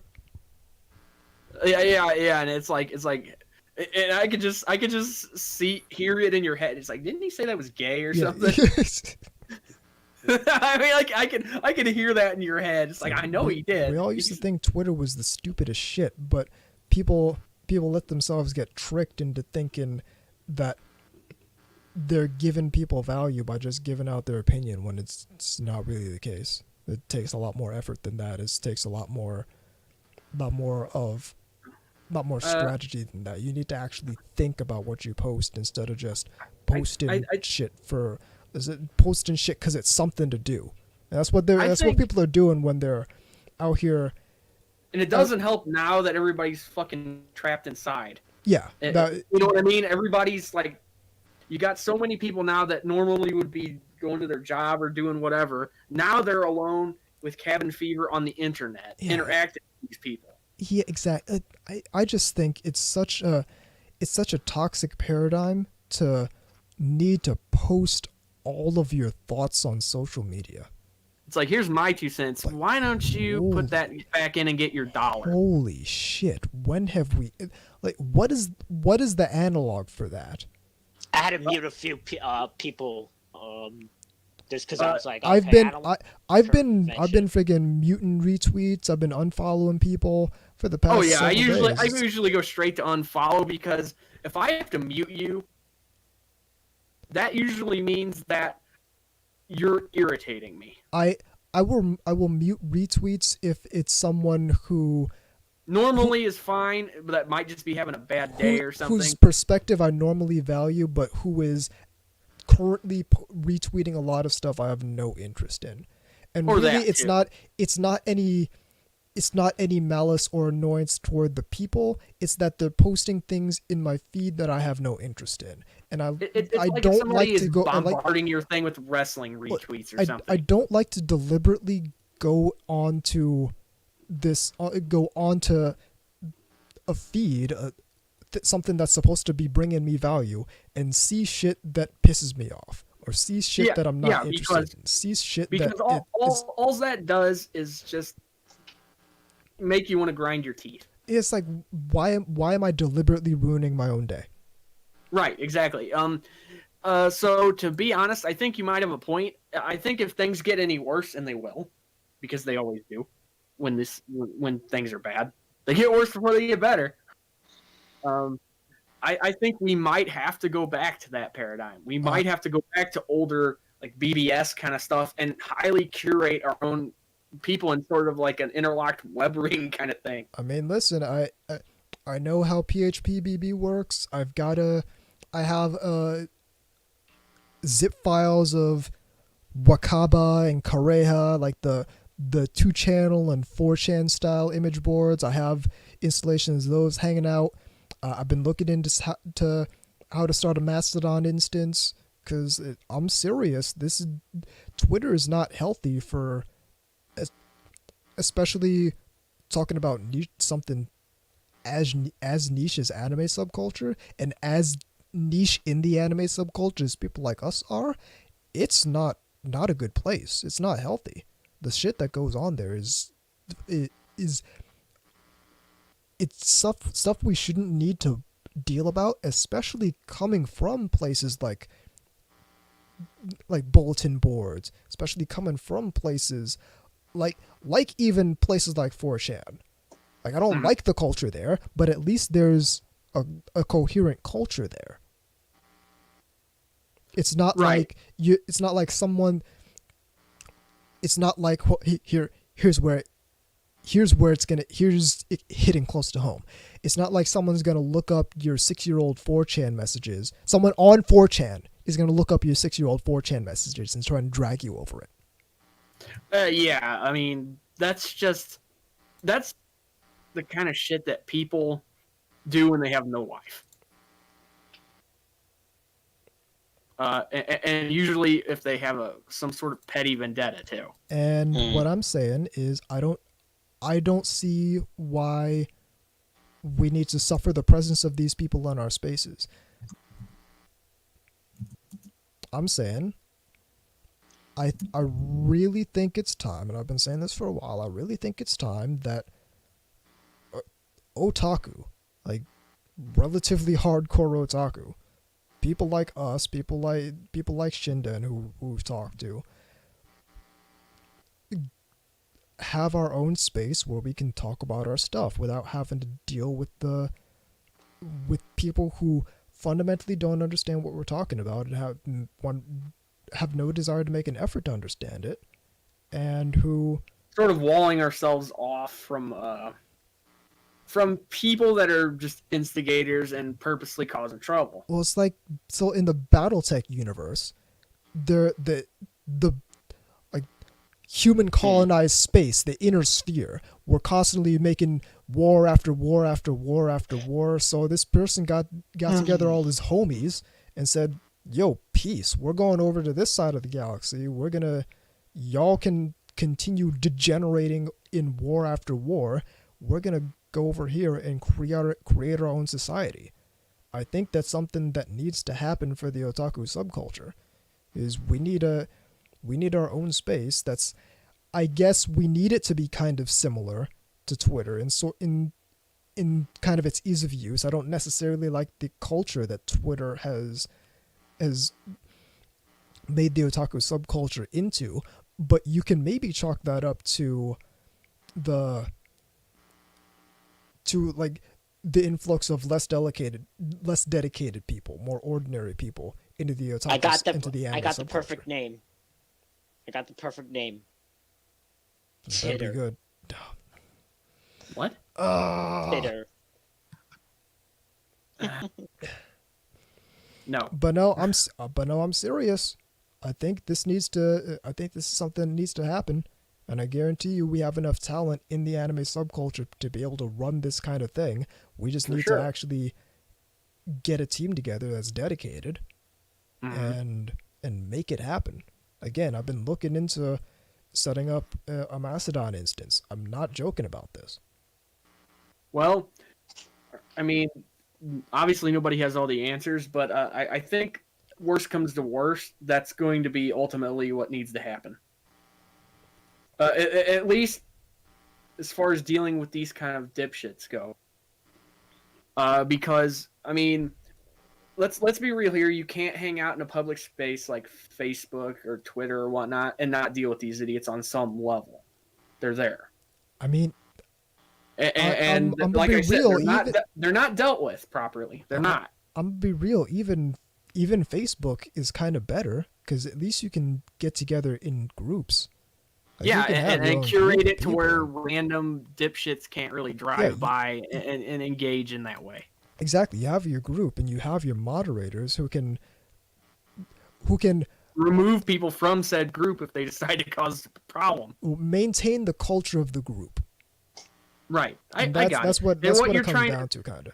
And what you're trying to say is sort of to go back to the old way that internet forums used to be, where everybody kind of knew everybody. Everybody knew the game. There was no pretension or bullshit. Yep. Yeah. And people were all sort of were on the same page.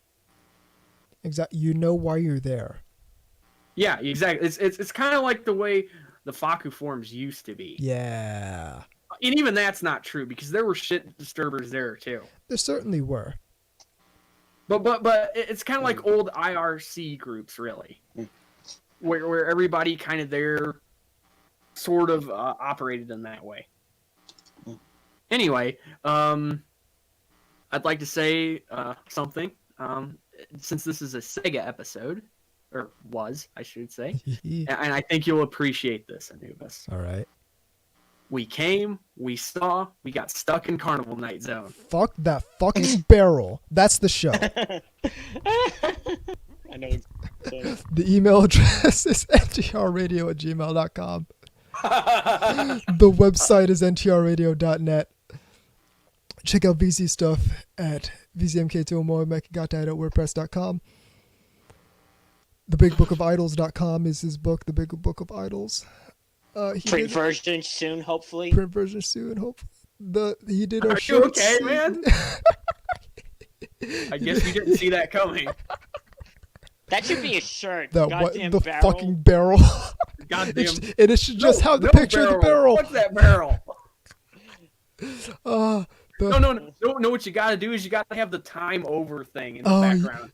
It's got the time has to be like 999 with the game over thing.